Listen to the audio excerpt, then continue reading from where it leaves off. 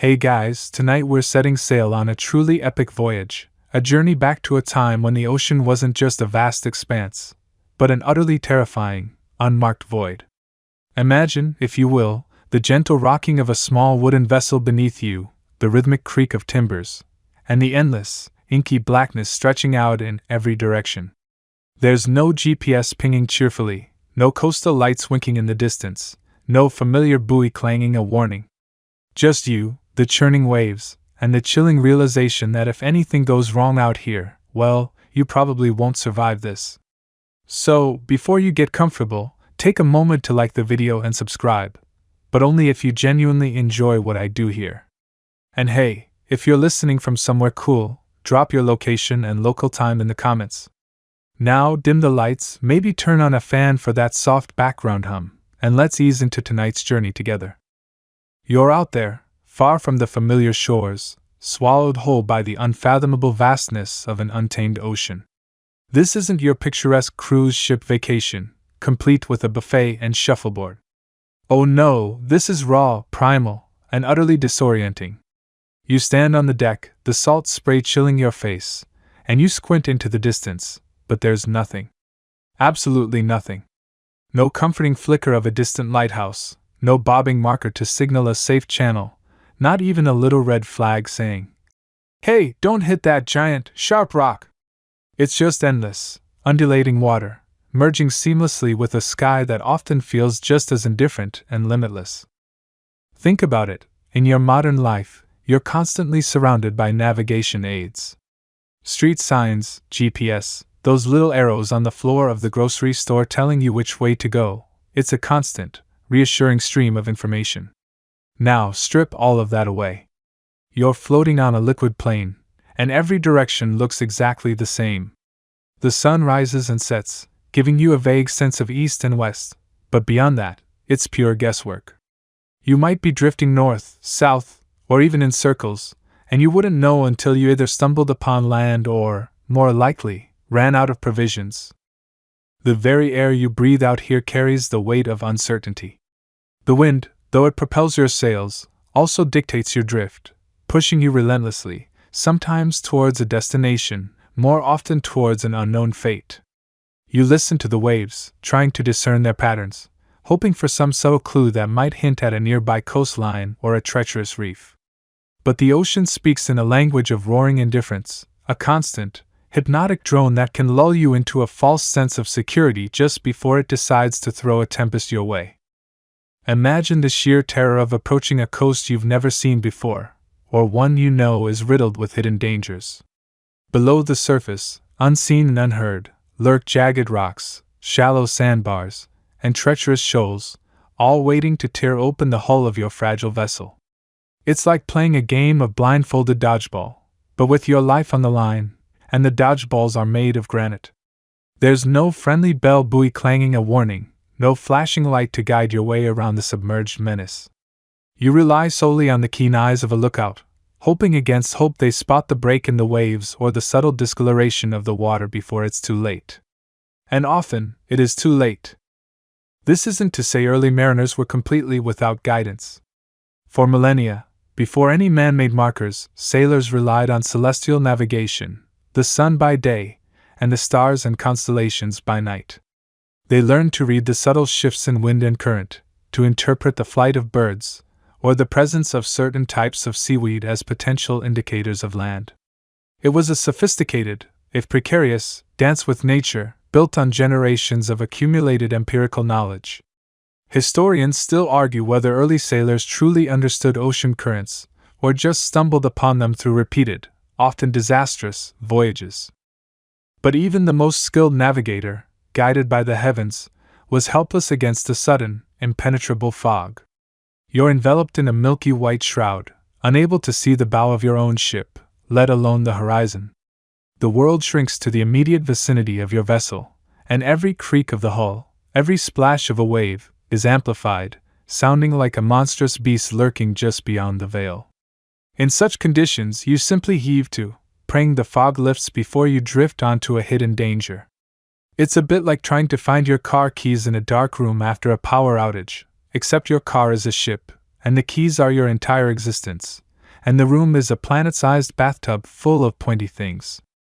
The lack of any fixed, reliable markers meant that voyages were often hugging the coastline whenever possible.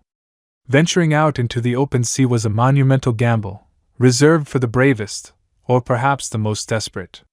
Early maps, if you could even call them that, were often little more than crude sketches, filled with fanciful beasts and vast, empty spaces where the cartographer simply shrugged and wrote, "Here be dragons." And honestly, without any markers, dragons were probably the least of your worries. At least a dragon might give you a courtesy roar before it ate you. A hidden reef just silently rips your keel off. One quirky tidbit about these early, unmarked seas is how some ancient sailors reportedly used trained birds, like ravens, to find land. They would release a bird, and if it flew off purposefully in one direction, it was believed to be heading towards land, giving the sailors a general bearing. If it just circled aimlessly and then returned to the ship, well, that was a pretty depressing indicator that you were still in the middle of nowhere, with a very confused bird. Imagine the bird coming back, landing on your shoulder, and giving you a look that clearly says, "Dude, seriously? We're still doing this?" The psychological toll of this constant uncertainty must have been immense. Every day was a battle against fear, against the gnawing doubt that you would ever see land again. The vastness wasn't just physical, it was mental, an endless canvas for your worst anxieties. You'd scan the horizon, hour after hour, day after day, for any sign, any anomaly, any indication that the world wasn't just endless water. The sun would beat down, the storms would rage, and the silence, when it came, was perhaps the most terrifying sound of all. It was the silence of profound isolation, of being utterly alone in a world that neither knew nor cared about your existence. And when a storm did hit, without any markers, you were truly at the mercy of the elements. You couldn't run for a sheltered cove, because you didn't know where any were. You couldn't adjust your course to avoid a known dangerous area, because nothing was known. You simply rode it out, hoping your ship was strong enough, your crew resilient enough, and your luck for once held true. Many didn't. Countless ships and lives were swallowed by the deep, leaving no trace, no record, just the lonely, bobbing silence of the waves. It was a brutal, Darwinian weeding out of the unprepared, the unlucky, and those who simply encountered a particularly grumpy bit of ocean.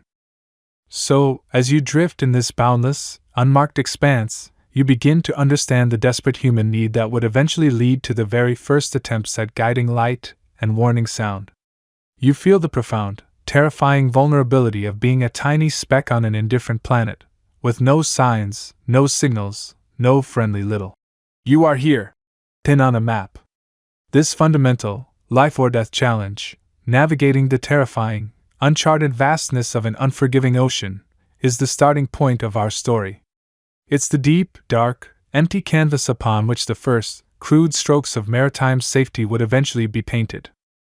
You drift now, not on a vast, featureless sea, but back to a time when the ocean's edge was less a boundary and more a terrifying, beautiful, and utterly essential lifeline. Imagine yourself a mariner of antiquity, perhaps a coastal trader, a fisherman, or even just a curious soul in a simple, dugout canoe. You don't have charts. You don't have compasses. You certainly don't have a little voice from a satellite telling you to turn left in 200 feet. Instead, you have your eyes, your memory, and the land itself. You learn to read the coastline like a cherished, if sometimes deceptive, friend. The towering, snow-capped peak in the distance isn't just a mountain, it's a beacon, a fixed point of reference that tells you, "Ah yes, the fishing grounds are just past that next headland." That distinctive, gnarled oak tree clinging precariously to the cliff face?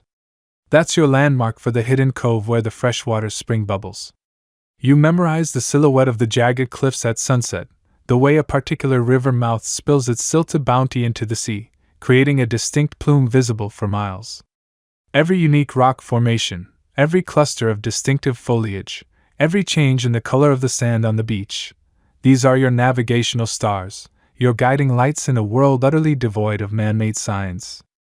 The air around you is thick with the scent of salt and damp earth, mingling with the faint, sweet smell of pine from the distant forests. The sun warms your skin, and the rhythmic slap of waves against your hull is the only constant soundtrack. You feel the subtle shift in the current against your hand trailing in the water, a whisper from the ocean about unseen forces below. Your gaze is constantly sweeping the horizon, searching for that familiar peak, that telltale cluster of trees. There's an almost primal connection you forge with the land, an intimate knowledge born of necessity. You become intimately aware of how the light changes throughout the day, transforming familiar features into alien shapes, or how a morning mist can swallow an entire coastline, turning your trusted friend into a featureless, terrifying gray wall. It's like trying to find your way home in a dense fog, but your home is an entire continent, and your only map is your memory of a few specific bushes. This reliance on natural landmarks was, for countless millennia, the absolute bedrock of all maritime travel.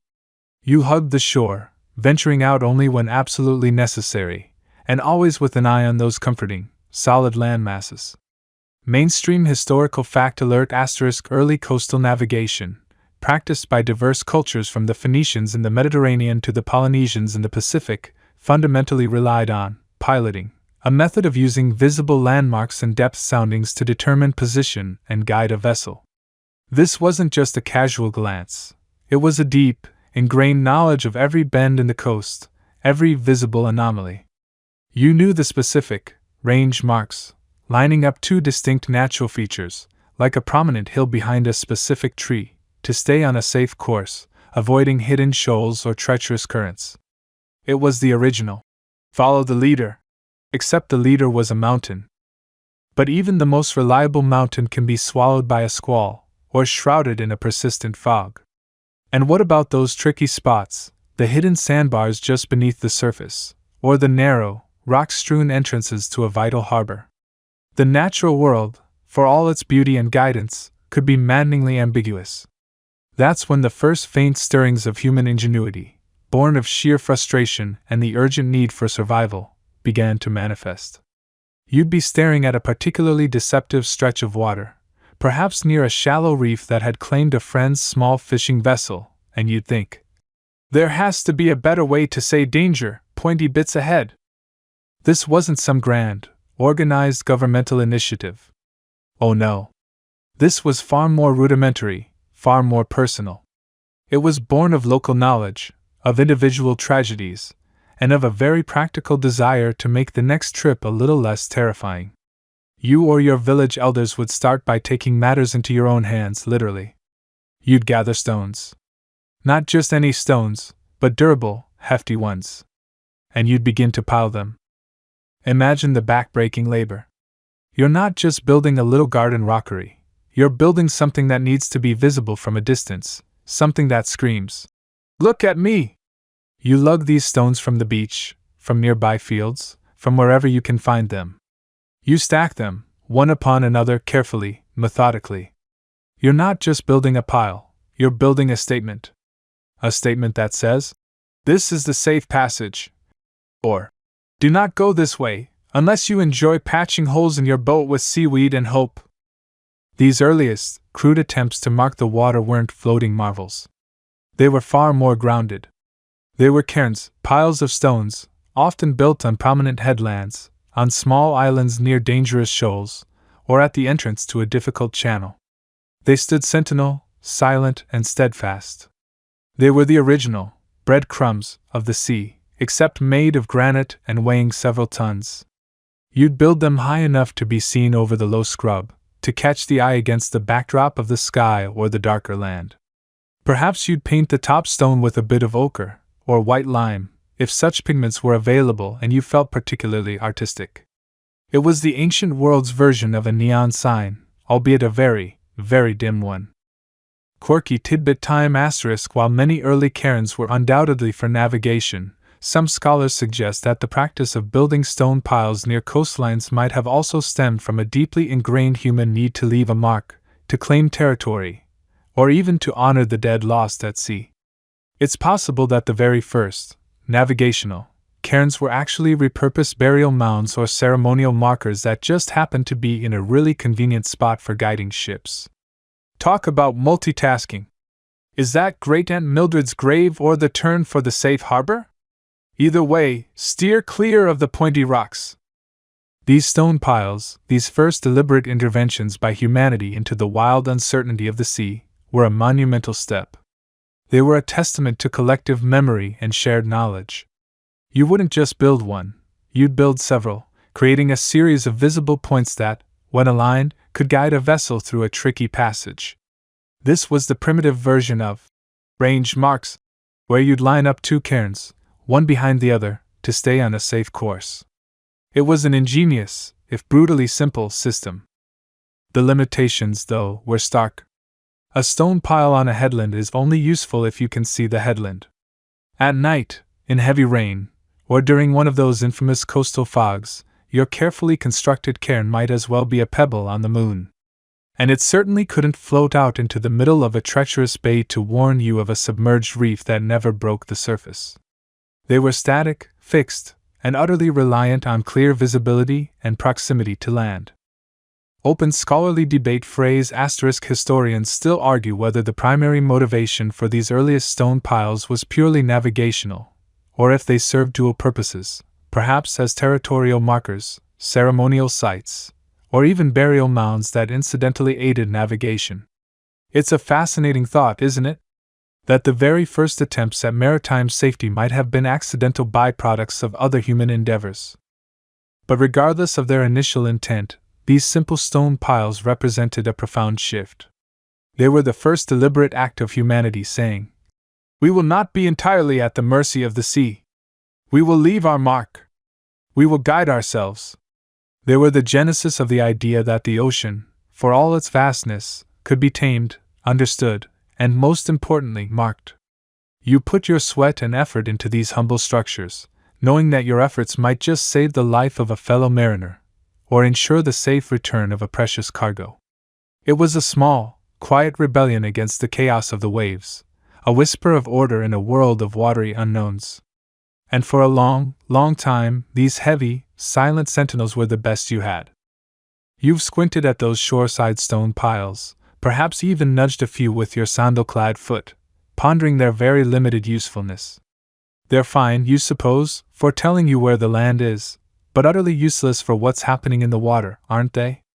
Especially when the fog rolls in, thick as a Roman toga after a particularly boisterous banquet. What you really need, you whisper to the salty breeze, is something out there. Something that says, "Hey mate, there's a rock right here." Or, "Psst, this way to the less rocky bit." And wouldn't you know it, even in the bustling, toga-clad world of antiquity, some clever clogs started to ponder the very same thing. You find yourself drifting, not unpleasantly, into the maritime world of ancient Rome. Now, these folks, the Romans, they were absolute wizards with concrete, arches, and making sure their roads went in a straight line, even if it meant tunneling through a mountain or building a bridge over a gorge that would make your stomach do a little flip. But the sea? That was a different beast entirely. It was a highway, yes, for their grain ships from Egypt, their wine from Gaul, their marble from Greece, and all the other delightful bits and bobs that made Roman life so Roman. But it was also a notoriously fickle, tempestuous highway, prone to unexpected detours via the seabed. So, you can imagine the mounting frustration. You're a Roman merchant, perhaps a rather portly fellow named Lucius, with a substantial investment in a cargo of garum, that delightful fermented fish sauce that was basically the ketchup of the ancient world. Your ship, the Neptune's Folly, is approaching Ostia, Rome's bustling port, and the tide is tricky. The sandbars are shifting, and frankly, you're just a little bit anxious about the whole endeavor. What you wouldn't give for a clear, unambiguous path. And it's in these moments of very Roman pragmatism that the first, truly rudimentary floating markers begin to make their hesitant, bobbing appearance. Forget the sophisticated, solar-powered marvels of today. When you peer across the waves in, say, the 1st century AD, what you might spot wouldn't immediately scream, "Navigation aid!" It might look more like a particularly robust log, perhaps a whole tree trunk, stripped of its branches and weighted at one end with a hefty stone or two, causing it to stand upright, or at least mostly upright. Or maybe it's a cluster of large, empty amphorae, those pointy-bottomed ceramic jars used for wine and oil, lashed together, topped with a pole, and anchored with a basket full of rocks. Yes, rocks. The ancient world's answer to everything from building a wall to keeping your floating log from drifting off to Tunisia. You might even chuckle, imagining the poor Roman sailor tasked with collecting enough rocks for a new marker. Quintus, did you bring the ballast? No. Again? We're going to lose another marker, and then who's going to explain to Senator Flavius why his olive oil shipment is now part of a shipwreck display? These early attempts were less about precision and more about general warning. They weren't charting precise channels with numerical sequences, oh no. They were saying, in the most basic, visual language possible, danger! Or, slightly less danger if you go that way. You'd see them most often near the mouths of busy rivers, at the entrance to major harbors like Ostia or Puteoli, or perhaps marking particularly notorious submerged reefs that had claimed one too many unsuspecting triremes. The Romans, with their penchant for organization and their vast empire that relied so heavily on sea lanes for trade and military movements, certainly had a burgeoning maritime awareness. They knew that a ship lost was not just a ship lost, but a disruption to their meticulously planned supply lines. They built impressive lighthouses, like the famous Pharos of Alexandria. Though that was in Egypt, not strictly Rome, it certainly influenced Roman thinking, which were architectural marvels designed to project light far out to sea. But lighthouses, for all their impressive height and flickering flames, couldn't tell you about the submerged sandbar just a few meters from the harbor entrance, or the shifting channel within the port itself. That's where these humble, bobbing markers came in. They were the unsung heroes, the little guys doing the grunt work close to shore. Imagine the effort involved. You're not just tossing a log in the water and hoping for the best. You need a boat, probably a sturdy fishing vessel or a small cargo lighter. You need a team of burly fellows, grunting and straining as they heave those heavy stones, or perhaps a block of lead salvaged from an old plumbing project, over the side. The anchor would have been a simple, heavy stone, or a rudimentary grappling hook-like device, attached to the marker with a rope made of hemp or esparto grass. And then, once it's in place, you just hope. You hope the rope doesn't fray against the seabed, you hope the current isn't too strong, and you desperately hope some enterprising local fisherman doesn't decide your marker would make an excellent, pre-weighted anchor for his own net. Oh, look, a free anchor! Jupiter bless this Roman ingenuity! You might hear him exclaim, utterly oblivious to the navigational chaos he's about to unleash. Now, while the concept of a floating marker seems simple, its practical application in the ancient world was anything but. Maintenance would have been a nightmare. These weren't permanent fixtures. They'd be battered by storms, dragged off course by strong currents, fouled by seaweed, or simply decay from constant exposure to salt water and sun. It's likely they were deployed seasonally, or only when significant shipping traffic warranted the immense effort. You can almost hear the port master sighing. Another marker lost? Honestly, it's like trying to herd jellyfish with a sieve. Just when you think you've got them organized, poof, they're gone. One mainstream historical fact that supports this burgeoning awareness is the sheer scale of Roman maritime trade and naval power. The Roman Empire, at its peak, controlled the entire Mediterranean, which they affectionately called Mare Nostrum. RC. This wasn't just a quaint term, it reflected an unprecedented level of control and, more importantly, reliance on sea lanes. Without reliable maritime transport, Rome couldn't feed its massive population, couldn't move its legions, and couldn't sustain its vast economic engine. This absolute dependence necessitated some form of navigational aids beyond just coastal lighthouses.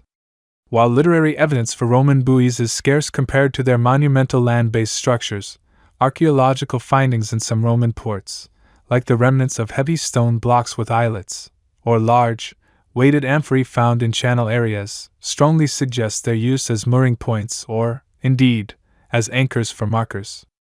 Now for a quirky tidbit. There's some speculation, based on a few scattered references and artistic depictions, that some of these early floating markers might have occasionally incorporated a form of sea bell. Not a large, resonant bronze bell, mind you, but perhaps a small, hollowed-out gourd or a ceramic pot with a clapper inside, designed to make a muffled, clinking sound as the marker bobbed. Imagine that, a ghostly, percussive warning echoing across the waves on a foggy morning, just enough to give a nervous captain a hint of something ahead. It wouldn't have been loud, certainly not by modern standards, but in the quiet vastness of the ancient sea, any sound other than the creak of your ship and the slap of the waves would have been a significant, if eerie, alert. Of course, the practicalities of keeping such a delicate instrument functioning in salt water are daunting, to say the least. One good storm, and your sea bell would be less warning and more fish habitat. And here's where we hit our open scholarly debate. Historians still argue whether these Roman floating markers were truly widespread and systematically deployed, or if they were more ad hoc, localized initiatives driven by individual port authorities or wealthy merchants. Were they an integral part of Roman maritime infrastructure, or merely occasional, desperate measures against particularly tricky hazards? The archaeological record is tantalizing but often ambiguous. A heavy stone block found in a harbor could be an anchor, a mooring point, or the base for a land-based marker. The absence of extensive written records specifically detailing buoyage systems leaves much to interpretation and educated guesswork. It's not like the Romans kept meticulous logs of buoy number 7, status, missing, presumed eaten by kraken.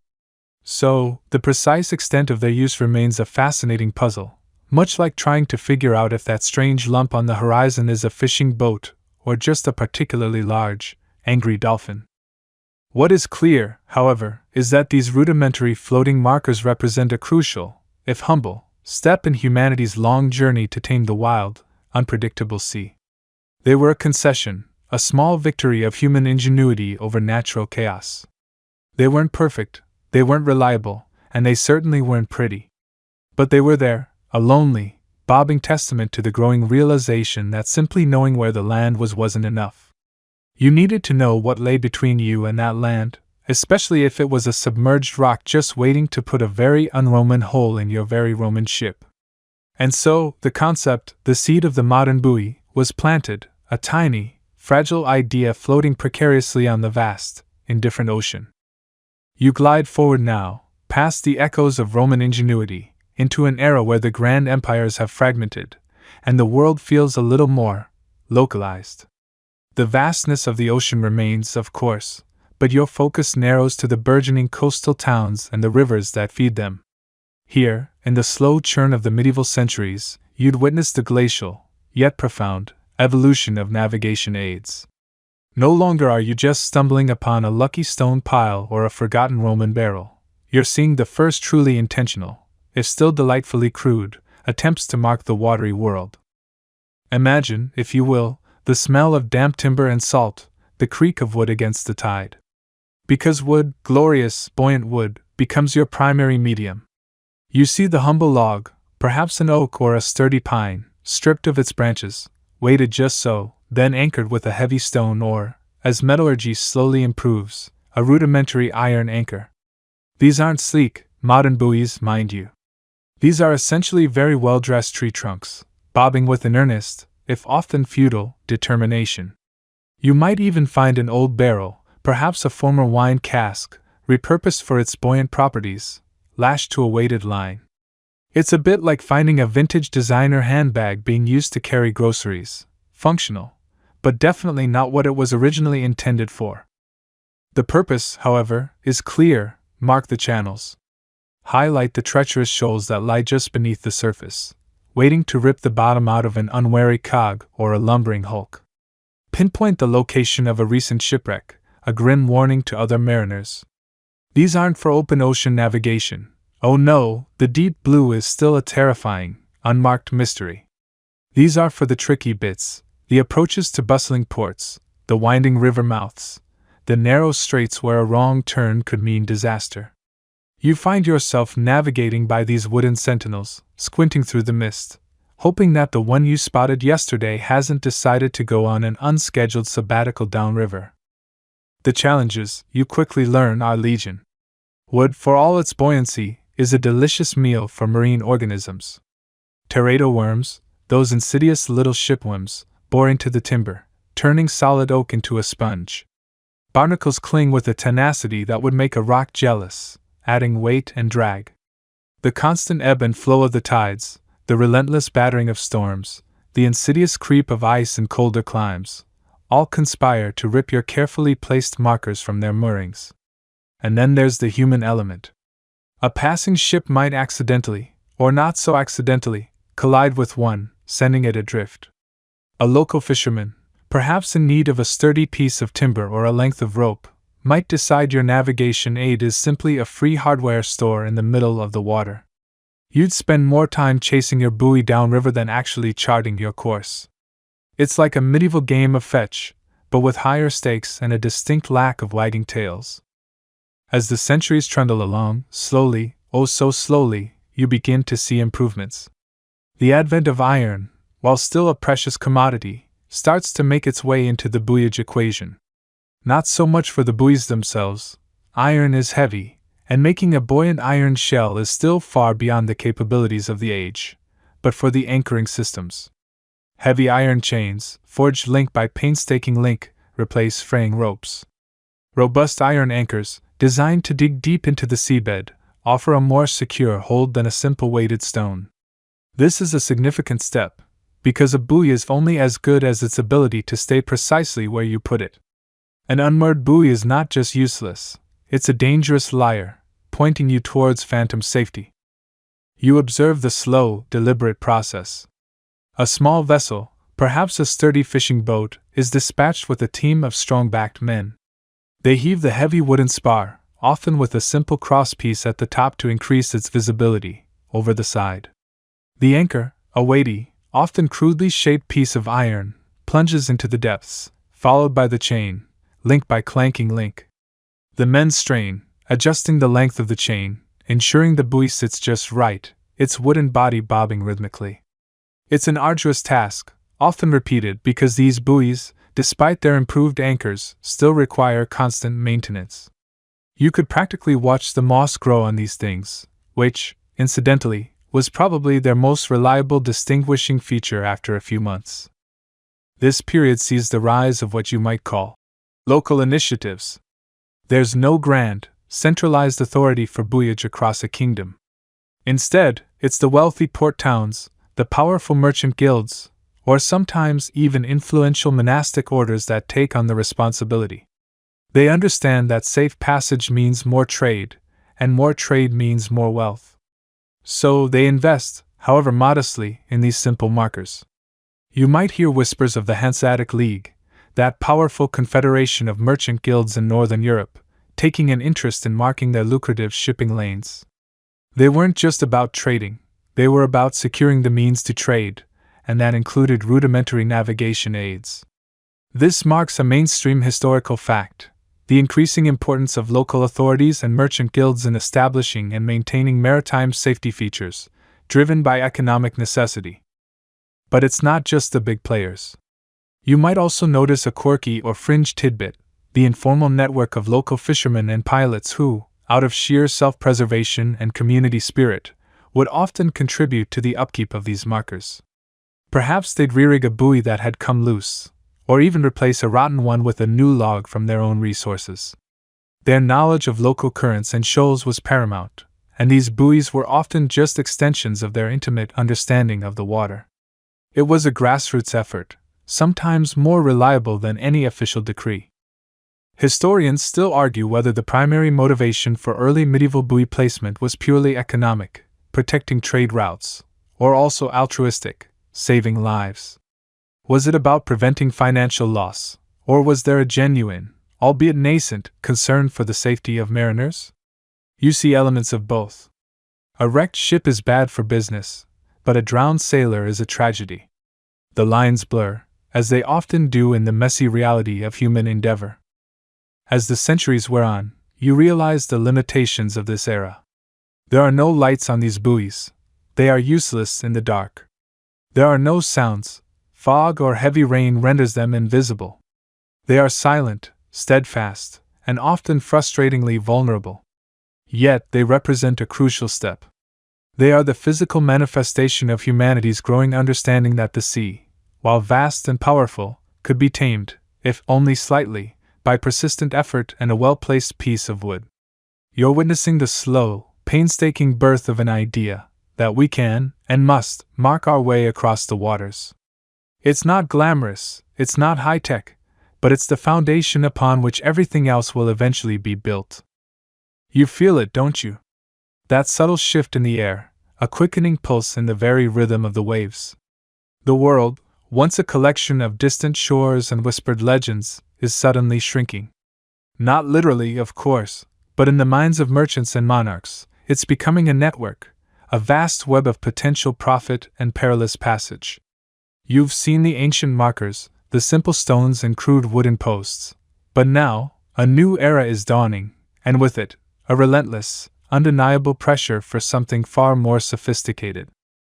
Imagine yourself standing on a bustling dock, perhaps in Lisbon or Seville, the salty air thick with the scent of tar, exotic spices, and the sweat of 1,000 laborers.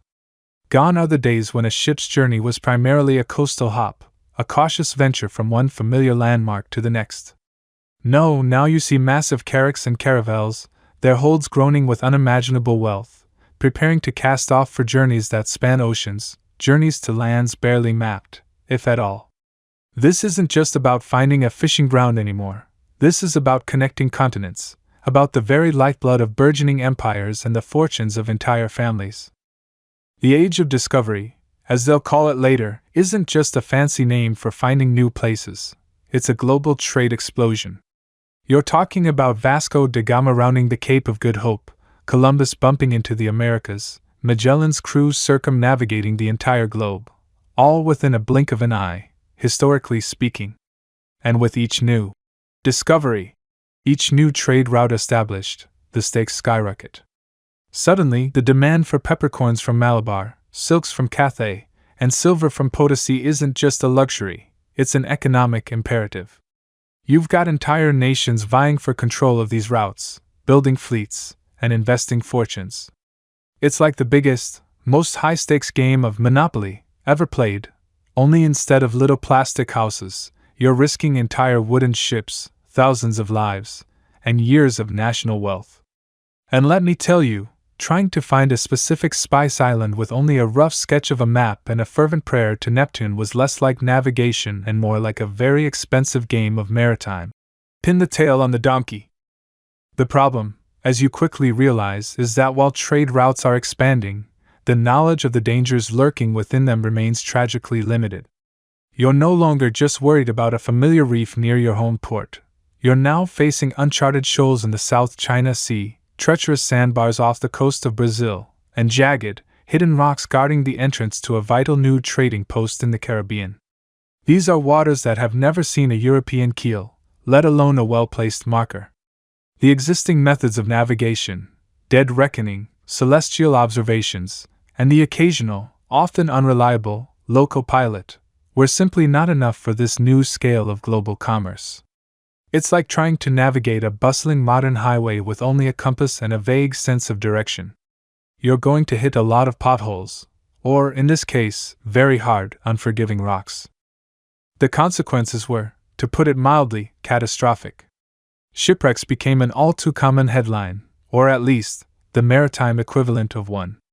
Imagine the scene: a storm brews, the winds howl, and your heavily laden merchant ship, packed with spices worth a king's ransom, is driven relentlessly towards a coastline you can't see, towards rocks you don't know are there. The timbers groan, the rigging snaps, and the cries of the crew are swallowed by the raging tempest. When the dawn breaks, all that remains is splintered wood, floating cargo, and a profound sense of loss that echoes through the counting houses of London, Amsterdam, and Venice. These weren't just isolated incidents. They were a systemic bleed on the burgeoning global economy. Historians still argue whether the primary driver for improved navigation was purely economic gain or a genuine desire to reduce the horrific loss of life at sea. But you can bet your bottom doubloon that the ledger books showing massive losses were certainly a powerful motivator. The sheer financial toll was staggering. Think about the early days of maritime insurance, like the coffee houses in London that would eventually become Lloyd's. Merchants would gather, desperate to mitigate the risks of these increasingly ambitious voyages.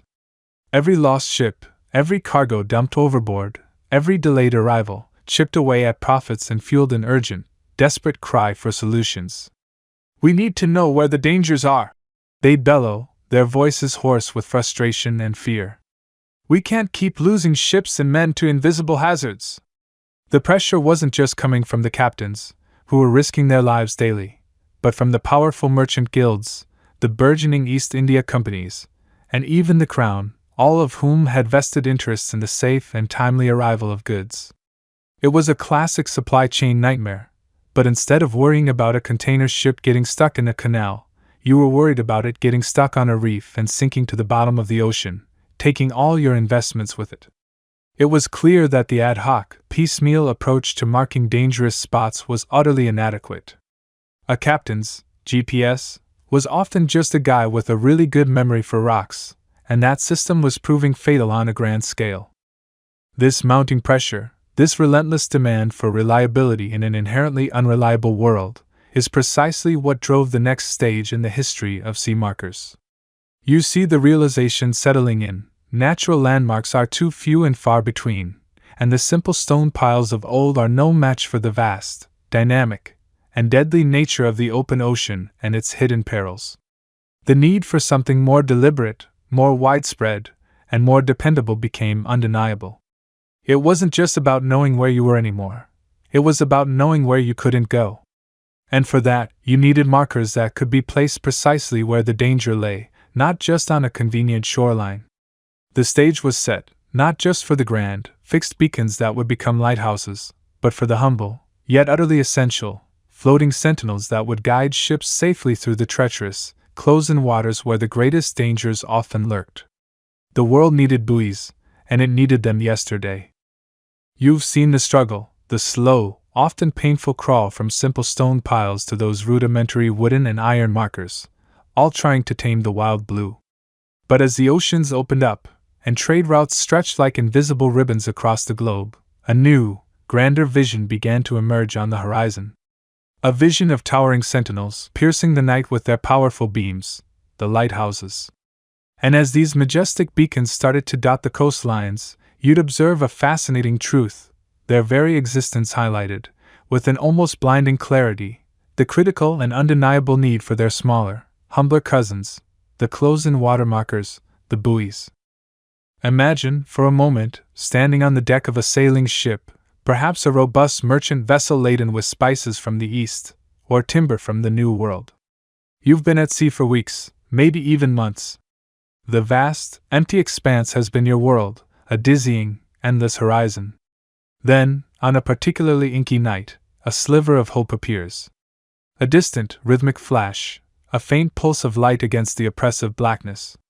It's a lighthouse. Your heart leaps, a little flutter of relief in your chest.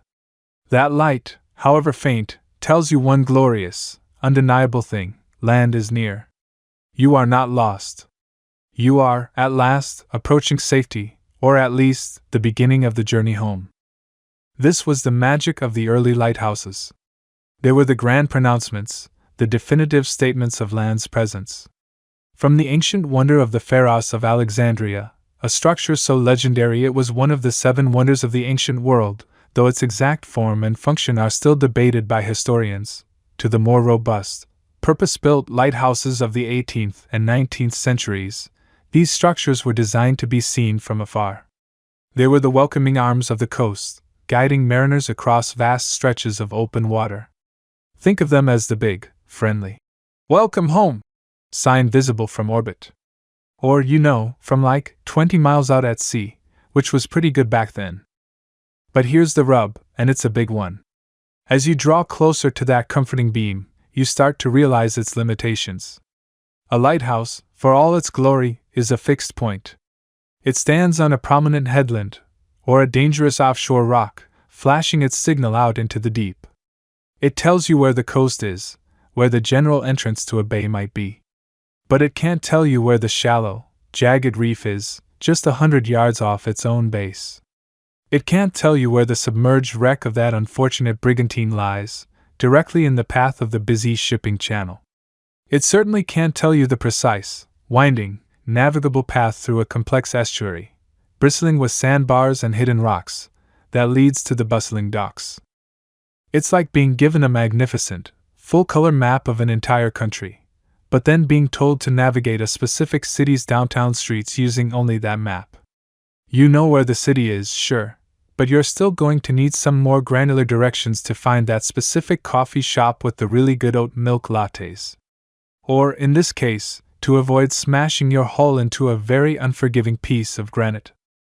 This is where the partnership truly began, where the critical need for complementary, close-in water markers became screamingly, undeniably apparent. Lighthouses were the generals, the strategic guides for the long voyage. Buoys were the sergeants, the tactical guides for the tricky bits, the close-quarters combat with hidden dangers. You'd witnessed this shift in perspective, this growing awareness that maritime safety wasn't just about avoiding the vast emptiness, but about navigating the intricate, often treacherous, dance of coastal waters.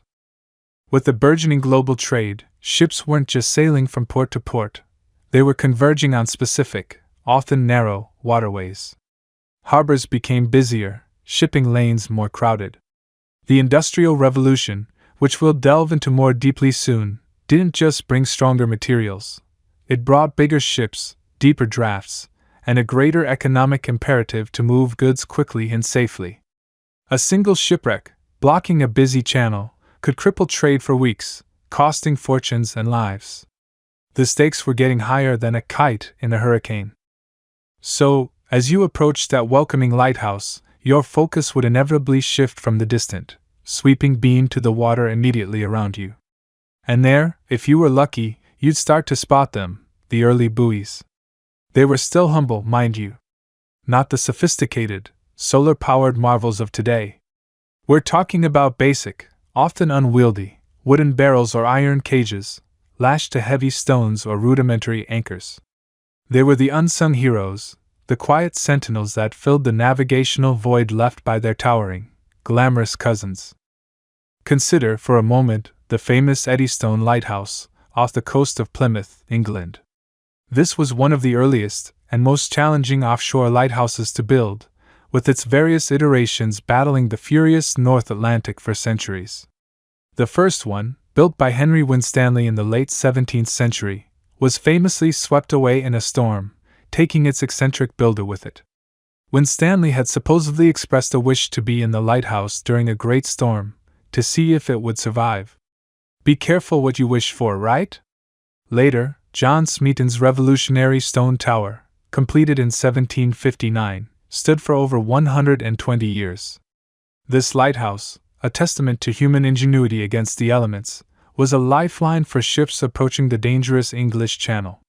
But even with Eddystone's powerful beam, ships still needed to know the precise location of the many submerged rocks and shoals that littered the approach to Plymouth Sound. They needed close-in markers. This period saw the rise of organizations like Trinity House in England, established in 1514 but truly coming into its own as a lighthouse and buoyage authority in the 18th and 19th centuries. These institutions, driven by both philanthropic and commercial interests, began to systematically survey coastlines and deploy these complementary aids. It wasn't just about building a single, magnificent lighthouse, it was about creating a system of navigation. A network. You'd see this growing partnership everywhere.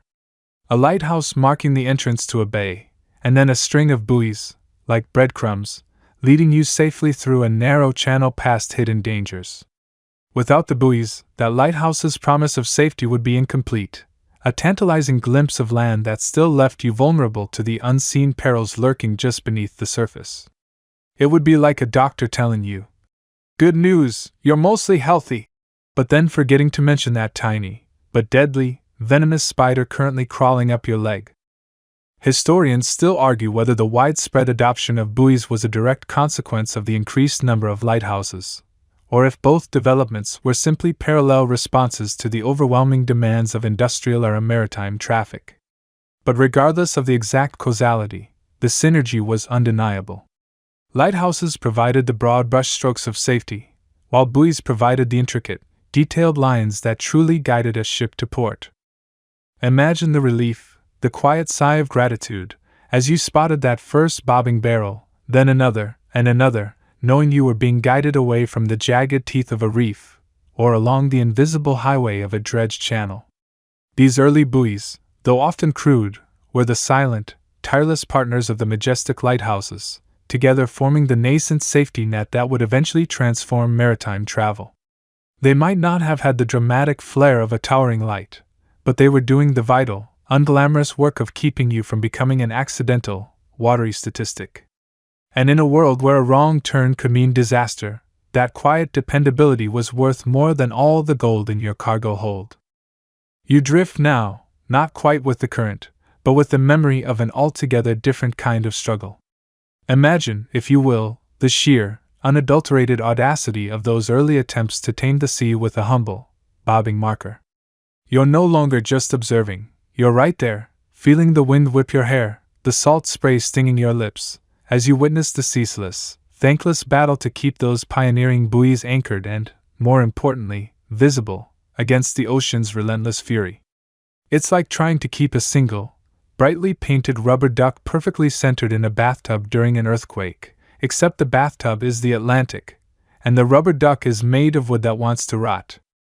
You'd stand on a craggy coastline, perhaps, or on the deck of a small, pitching vessel, squinting through the mist. There, in the distance, you'd spot it, if you were lucky, a dark speck against the churning gray. This was your buoy, or what was left of it. The early buoys, bless their valiant but utterly inadequate hearts, were often little more than stout wooden barrels, perhaps reinforced with iron bands, or sometimes hollowed-out tree trunks.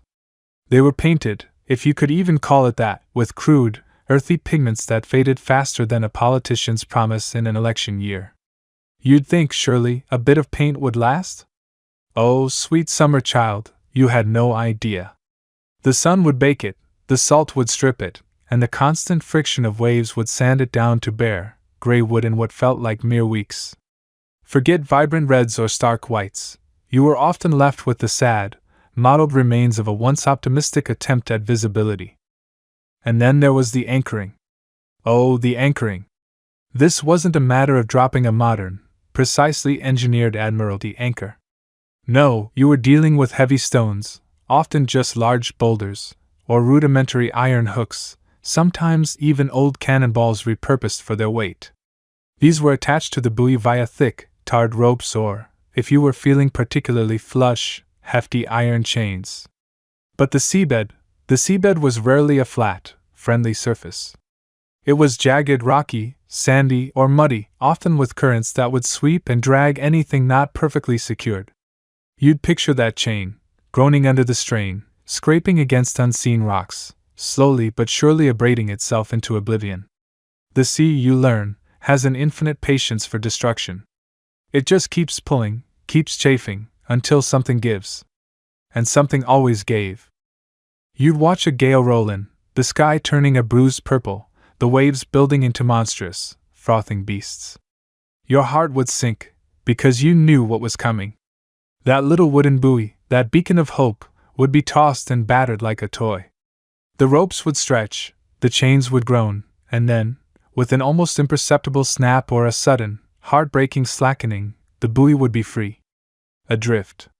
Lost. You'd spend the next few days, or even weeks, scanning the horizon, hoping to spot it, but more often than not, it was gone, swallowed by the vast, indifferent ocean. Sometimes, a buoy would wash ashore miles down the coast, a forlorn, barnacle-encrusted survivor, looking less like a navigational aid and more like a prop from a particularly depressing shipwreck movie.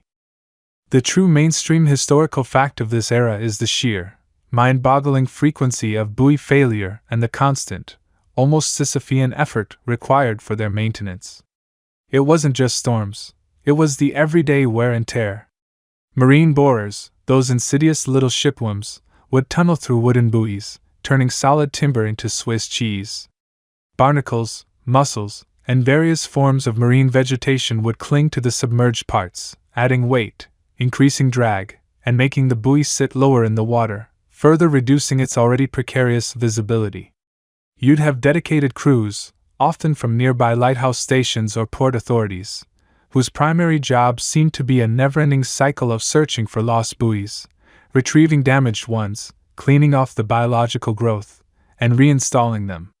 It was a job that required the patience of a saint and the physical endurance of an ox, all for something that might be ripped away by the next high tide. Now, for a slightly quirky tidbit that demonstrates the desperation of the times, some early buoy designs, in a bid to make them more stable or visible, became quite experimental. You might have seen, for instance, attempts at using multiple barrels lashed together, or even attaching large, hollow copper spheres to wooden spars, hoping the buoyancy of the metal would counteract the weight of the anchor and the drag of the current. There were even instances of buoys being fitted with small, wind-powered vanes or flags, not for propulsion, but simply to give them a bit more height and movement in the wind, a desperate attempt to catch the eye of a passing mariner. Imagine the poor soul whose job it was to climb onto a pitching buoy in rough seas just to replace a tattered flag. You'd probably need a strong stomach and a complete disregard for self-preservation, or perhaps just a very compelling reason to be paid. Maybe the local pub had a particularly good ale, who knows? Historians still argue whether the perceived benefits of these early, unreliable buoys truly outweighed the immense financial and human cost of their constant maintenance and replacement during the 17th and 18th centuries.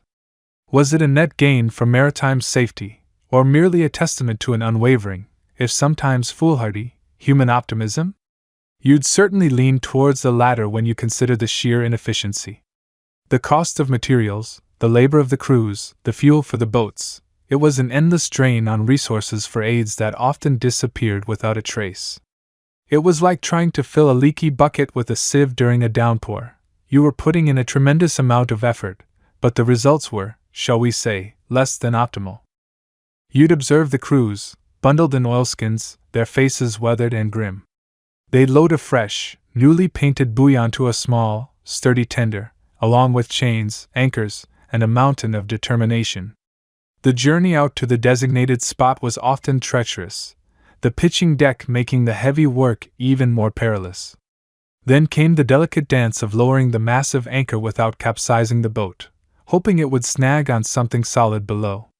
You'd hear the clang of iron, the splash of the anchor, and the creak of ropes as the buoy finally settled into its lonely vigil. And then, you'd just pray. You'd pray for calm seas, for no rogue currents, for no curious ships to collide with it, for no pirate to mistake it for something valuable, though what value a barnacle-covered barrel could hold, you'd never know. The visibility issue was a constant thorn in the side of early navigation. Fog, that silent, creeping menace, rendered any buoy utterly useless.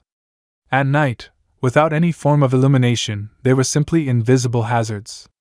You could be sailing right towards one, or past the very channel it was meant to mark, and never know it was there until the crunch of wood against wood, or the scrape of iron on your hull, sent a jolt of terror through your ship. It was a cruel irony. The very conditions that made navigation most perilous were the ones that made these early markers completely ineffective. It was like trying to find your keys in a pitch-black room, and the keys are also pitch-black and occasionally drift away.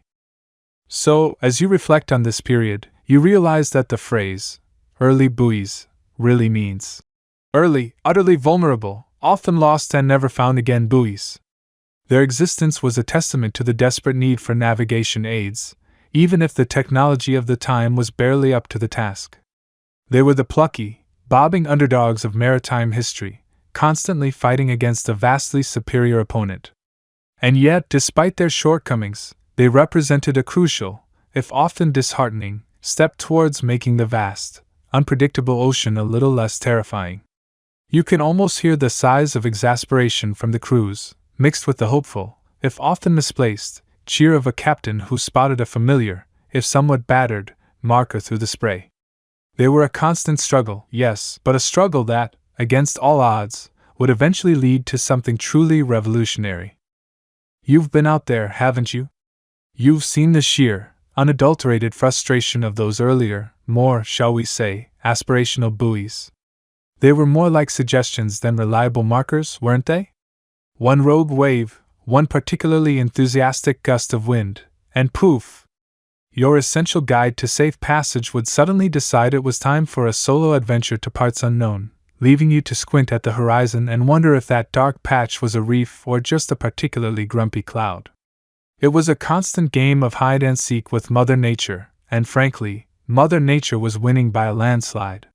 You'd invest time, effort, and precious resources to place a wooden spar or a simple iron cage, only for it to snap its moorings, get smashed by a passing ship, or, let's be honest, a particularly clumsy whale, or simply succumb to the relentless gnawing of shipworms and rot. You'd be sailing along, confident in your charts, only to arrive where a buoy should be, and find nothing but empty, mocking waves. It was enough to make a seasoned mariner weep into their grog. But then, a rumbling starts. Not the roar of the ocean, but the deep, resonant thrum of change, echoing from the very heart of human ingenuity.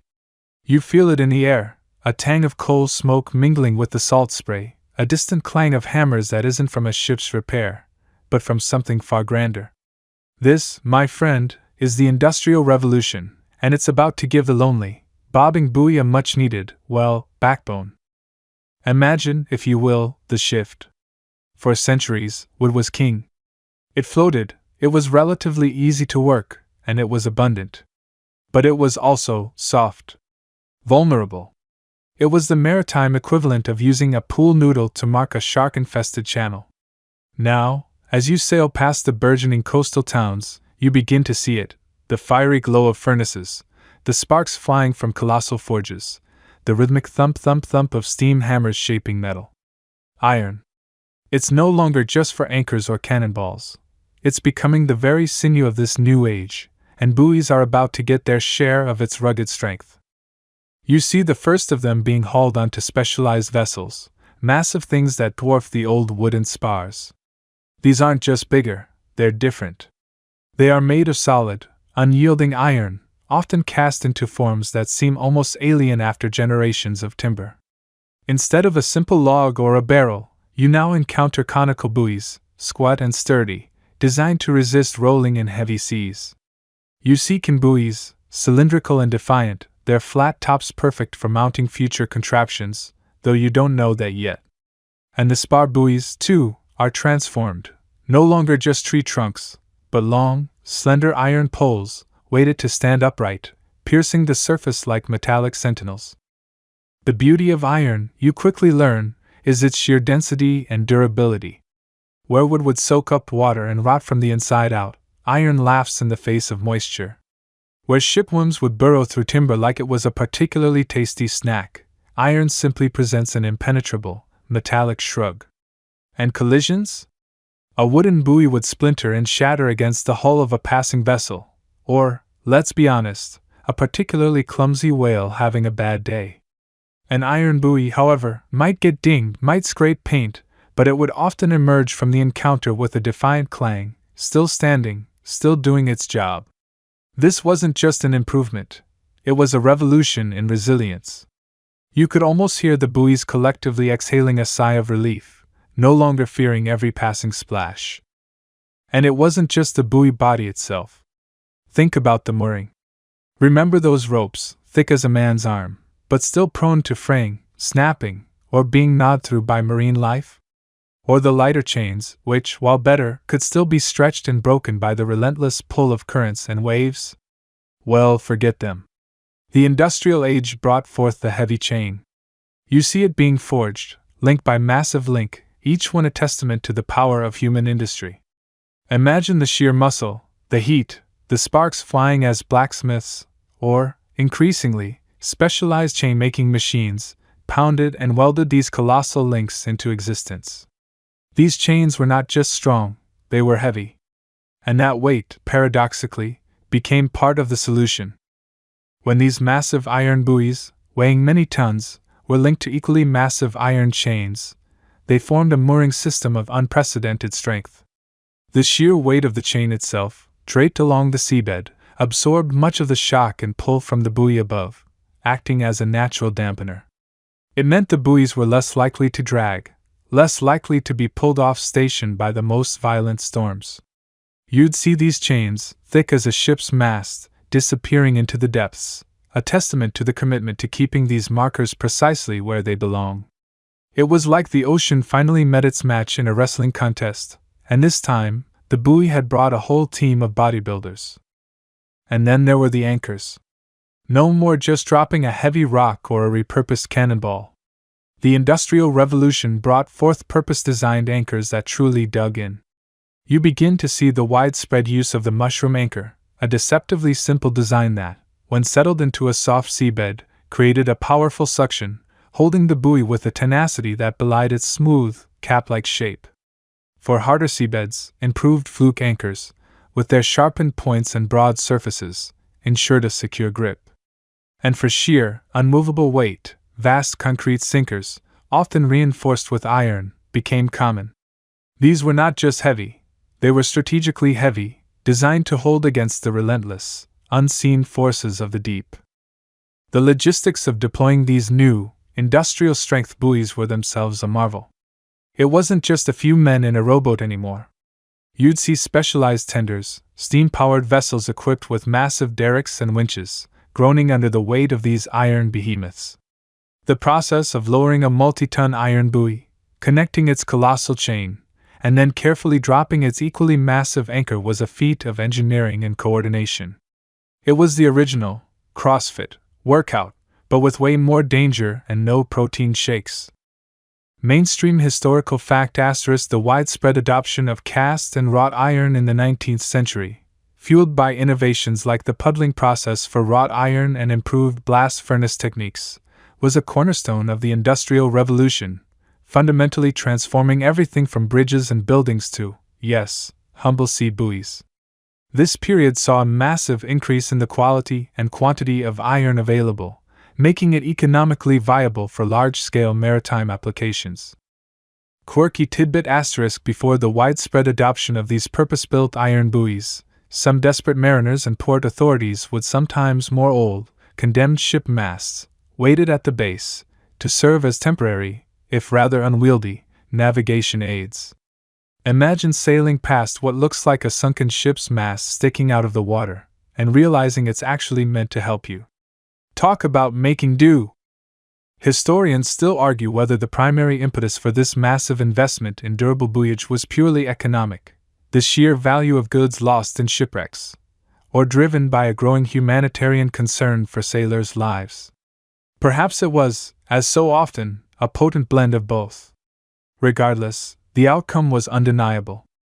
For you, the mariner, these stronger, more stable buoys meant something profound: reliability. You could now trust that when your chart marked a buoy, there would actually be a buoy there.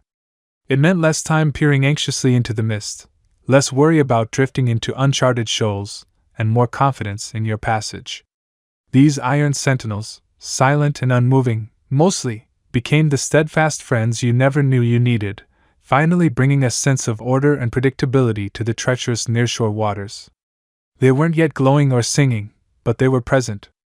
And after centuries of disappearing acts, that was more than enough. You remember the thrill of spotting a distant buoy, a silent sentinel promising guidance. But before the world agreed on how these sentinels should behave, that promise often turned into a bewildering riddle wrapped in a floating enigma.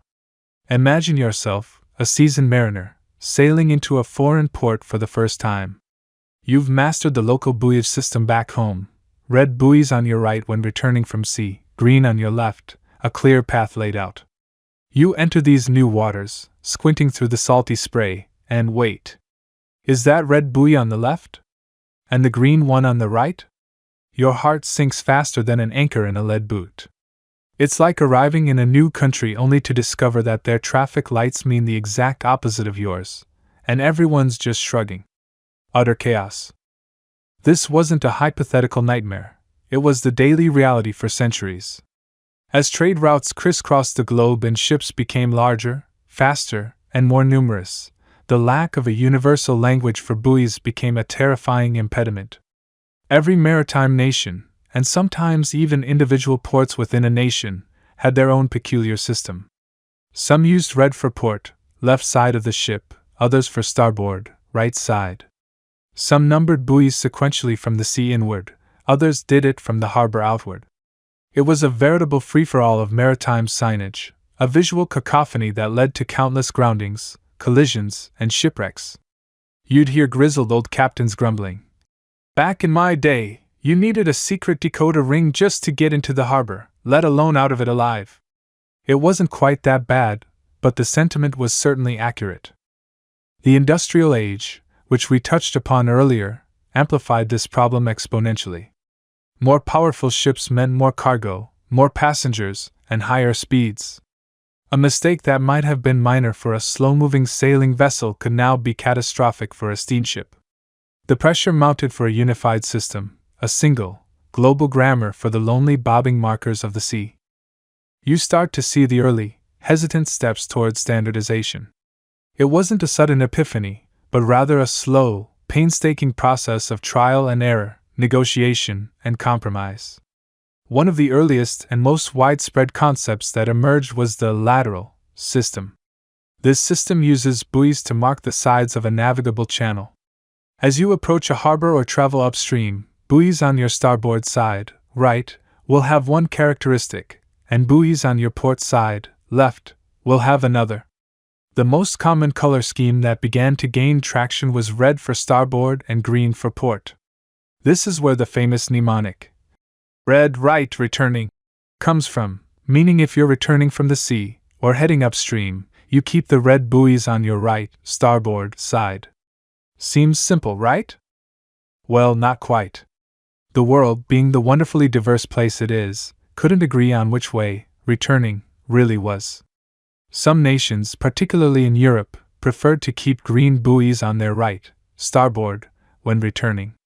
So, for a while, you had two major regional systems operating simultaneously, what would eventually become known as Region A, mostly Europe, Africa, parts of Asia, where red was on the port side when returning, and Region B, the Americas, Japan, Korea, the Philippines, where red was on the starboard side when returning. It was like driving in a country where some roads follow left-hand traffic and others follow right-hand traffic, with no clear signage for the transition point. Confusion, thy name is early buoyage. Beyond colors, the shapes of buoys also started to carry meaning. You'd learn to distinguish between a can buoy, cylindrical, flat top, often green, and a nun buoy, conical, pointed top, often red. These shapes, along with spar buoys, tall, thin poles, provided visual cues even when colors were difficult to discern due to distance, glare, or weather. And then came the numbers. Oh, the numbers! Buoys were given sequential numbers, typically increasing as you moved into a harbor or upstream. Odd numbers usually marked the port side of the channel, and even numbers the starboard side. This added another layer of clarity, helping you confirm your position and track your progress along the channel. "All right, we're passing buoy number 7. You'd call out. "Next up should be 9 on the port side." It was a logical, life-saving development, turning a chaotic jumble of floating objects into a coherent, navigable pathway. Historians still argue whether the primary driver for global buoyage standardization was purely safety-focused humanitarianism or the undeniable economic pressures of burgeoning international trade. Was it the increasing number of shipwrecks that finally spurred action, or the colossal financial losses incurred by delays, damaged cargo, and the sheer inefficiency of a fragmented system? Likely it was a potent combination of both. The cries from grieving families and insurance companies alike grew too loud to ignore. The quest for a truly global standard gathered momentum throughout the late 19th and early 20th centuries. Various international conferences were held, bringing together maritime experts, engineers, and government officials from around the world. These were not quick meetings. Imagine the endless debates over which shade of red was truly red enough, or whether a conical top mark was definitively better than a spherical one. It sounds a bit like an international committee trying to decide if pineapple belongs on pizza, but with much higher stakes. Finally, in the 20th century, a breakthrough arrived with the establishment of the International Association of Lighthouse Authorities, ILA. This organization, founded in 1957, began the monumental task of harmonizing the world's diverse buoyage systems. After years of deliberation and compromise, ILA introduced a unified system in 1976, which largely consolidated the two major lateral systems, Region A and Region B, while also incorporating cardinal marks, which indicate the deepest water in relation to the buoy, isolated danger marks, safe water marks, and special marks. You now navigate a world mostly governed by this ILA maritime buoyage system. When you see a red buoy, you know it's a lateral mark, and depending on whether you're in Region A or Region B, you understand whether it marks the port or starboard side of the channel when returning from sea.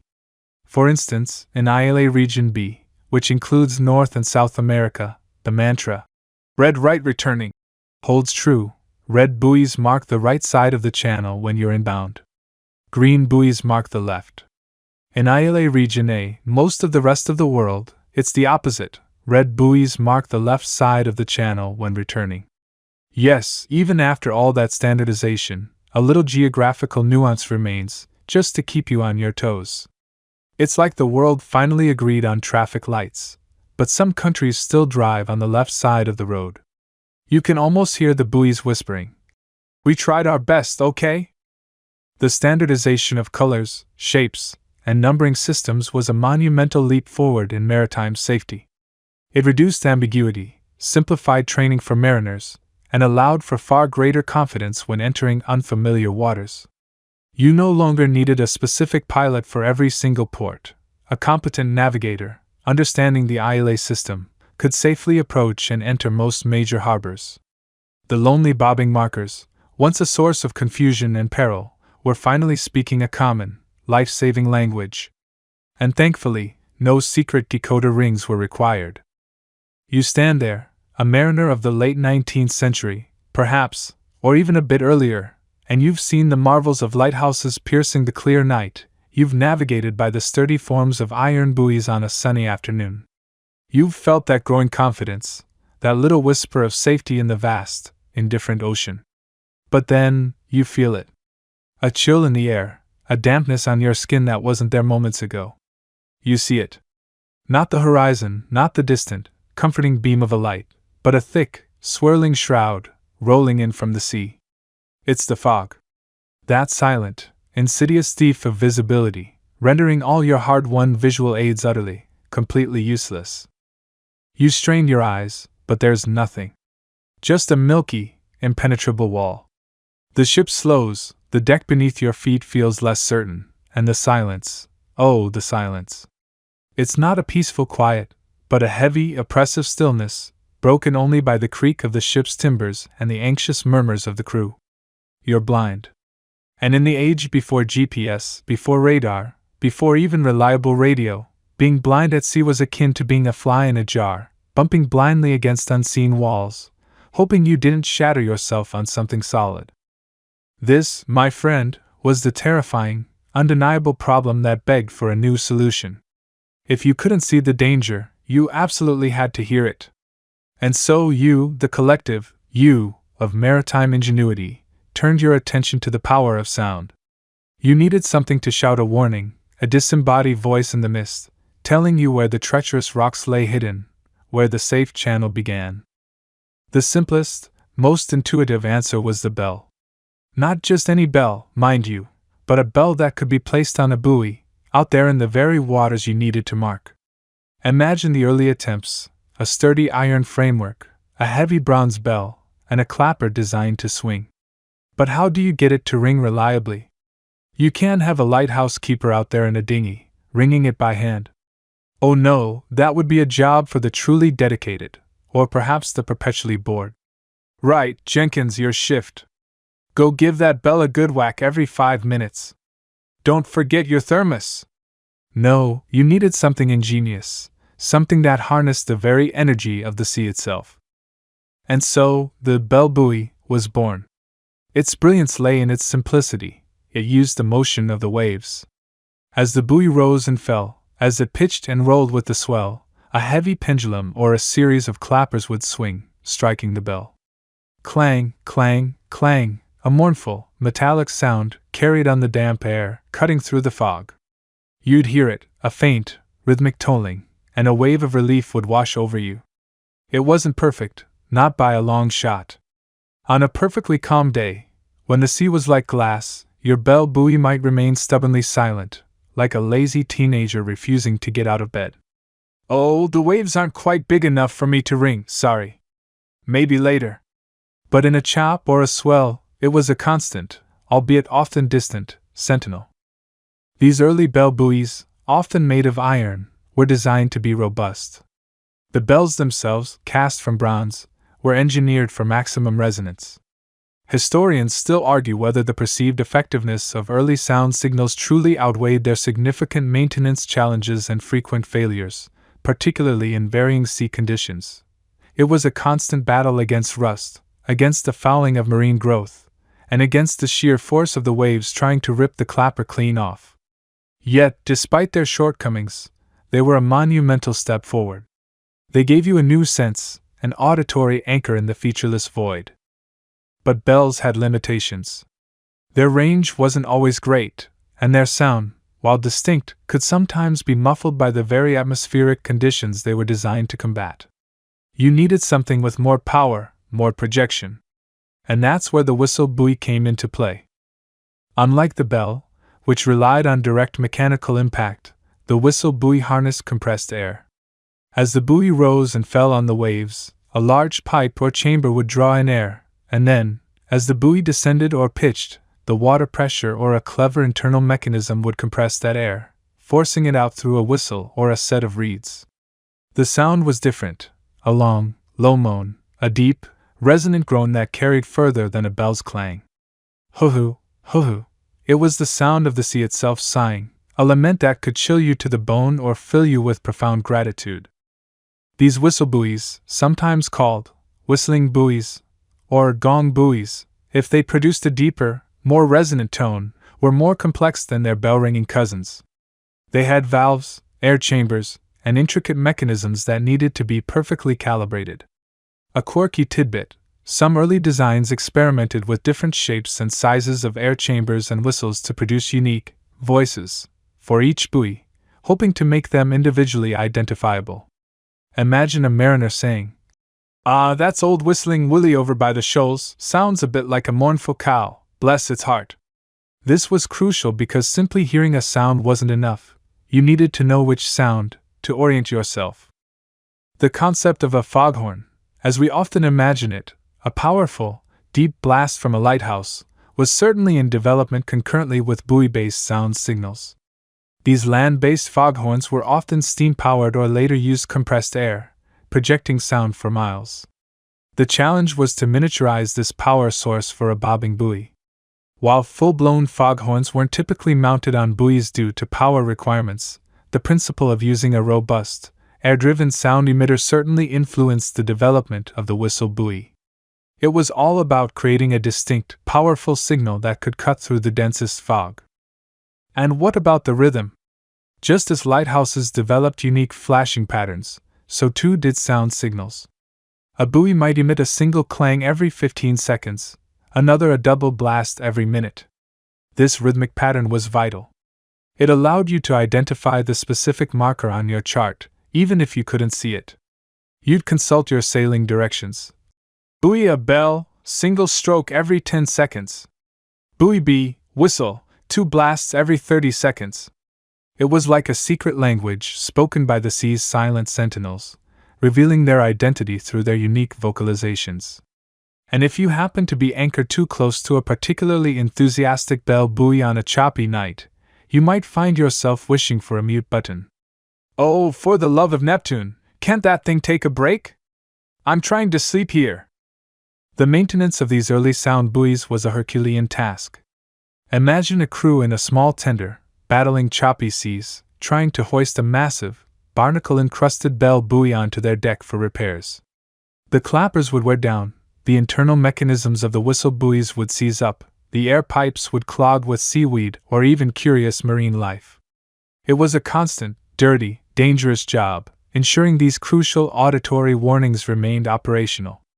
The mainstream historical fact is that the widespread adoption and standardization of sound signals on buoys, particularly bell and whistle buoys, became increasingly common from the mid-19th century onwards, coinciding with the growth of international trade and the need for more reliable navigation in all weather conditions.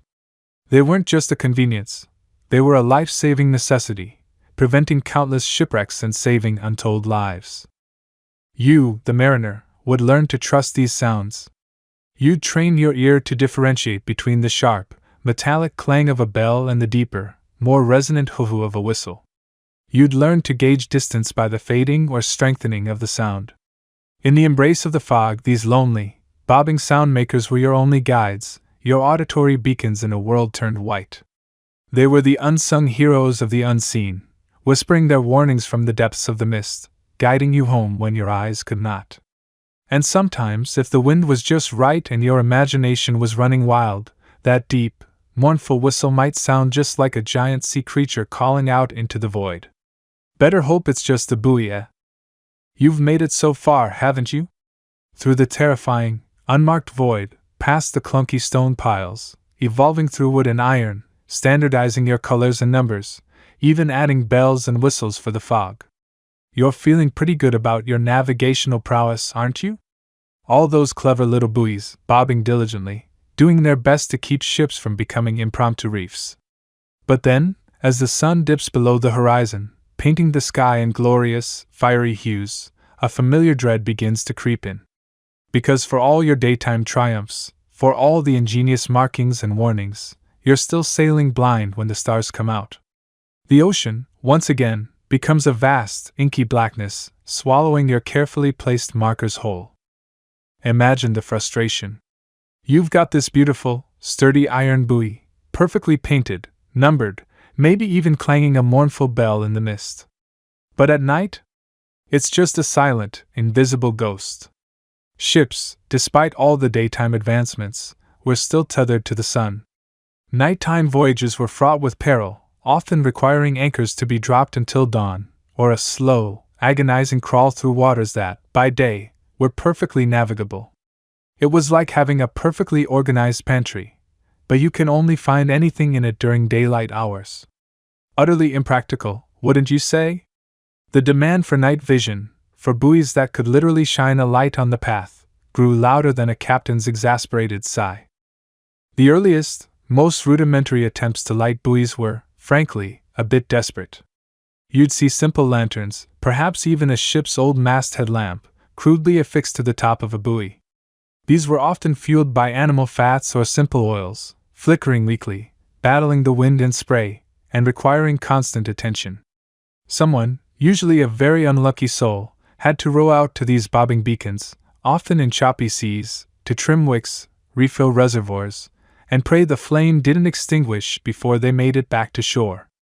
It was a thankless job, offering about as much joy as trying to give a cat a bath, and often with similar levels of splashing. The light they cast was a feeble, easily lost glimmer, barely piercing the gloom, more a suggestion of light than an actual guide. Then came the age of proper oil lamps, a significant leap forward. At first, you'd find whale oil, that precious commodity, burning in specially designed lamps. These were brighter, more consistent, and lasted longer than their primitive predecessors. The light, a warm, steady glow, would spread across the water, illuminating the immediate vicinity of the buoy with a gentle, hypnotic pulse. You could almost smell the rich, slightly fishy scent of the burning oil carried on the breeze, a scent that, for sailors, would have become synonymous with safety. Later, around the mid-19th century, kerosene emerged as a cleaner, cheaper, and even brighter alternative to whale oil. Kerosene lamps, with their improved wicks and glass chimneys, offered a much more reliable and intense beam. Suddenly, your buoys weren't just bobbing markers. They were tiny, steadfast lighthouses, albeit ones that still needed diligent human intervention. The logistical challenge, however, was still immense. Imagine having to ferry barrels of highly flammable kerosene out to hundreds, if not thousands, of buoys, across vast stretches of coastline, in all weathers. It was a fiery dance with danger, every single time. But the real game-changer, the true awakening for these lonely sentinels, arrived with the advent of gas illumination, specifically acetylene gas. This was not just an improvement, it was a revolution. Acetylene, produced by the reaction of calcium carbide with water, offered several incredible advantages. For one, it was incredibly bright, far outshining even the best kerosene lamps. For another, the gas could be stored under pressure in cylinders, meaning a single charge could last for weeks, even months, dramatically reducing the need for constant maintenance visits. No more daily rowing trips just to trim a wick. The buoys could finally be left to their own devices for extended periods, a minor miracle in itself. This reduced maintenance wasn't just a convenience. It was a massive cost saver and a significant safety improvement for the poor souls previously tasked with the perilous refueling runs. Perhaps the most ingenious aspect of acetylene gas was its ability to be precisely controlled.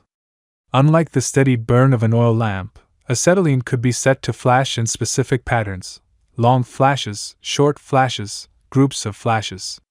This was monumental. You see, a single, fixed light, while helpful, could still be confused with a distant ship's light or a shore-based lamp. But a unique flashing sequence? That was a signature, a distinct identity for each buoy. It was like giving each buoy its own little Morse code message saying, "Hey, it's me, buoy number 7, and I'm right here." Historians still argue whether the widespread adoption of flashing light sequences on buoys was driven more by technological capability or the immediate, pressing demand from mariners tired of mistaking one fixed light for another. Regardless, the impact was profound. Sailors could now identify specific channels, hazards, and safe passages even in the dead of night, simply by recognizing a light's unique rhythm. It transformed night navigation from a terrifying game of blind man's bluff into a much more predictable, safer journey. You could almost hear the collective sigh of relief from captains everywhere as they finally started getting some decent sleep. One mainstream historical fact that highlights this era is the widespread adoption of the sunstone valve, or the flasher, invented by Nobel laureate Gustav Dalén of Sweden in the early 20th century. While Dalén's AGA system primarily focused on lighthouses, its principles and the use of acetylene gas with an intermittent light mechanism were quickly adapted for buoys. This tiny device regulated the gas flow, allowing for precise, pre-programmed flashes, and even, ingeniously, shut off the gas during daylight hours, conserving fuel. It was a marvel of early automation, truly bringing buoys to life. Now for a quirky tidbit. Before the widespread adoption of standardized gas cylinders, some early attempts at gaslit buoys involved generating the acetylene on board the buoy itself. Picture this: a small, sealed compartment on the buoy containing calcium carbide, with a mechanism to drip water onto it, creating the gas right there and then. It sounds clever, right? Well, in theory.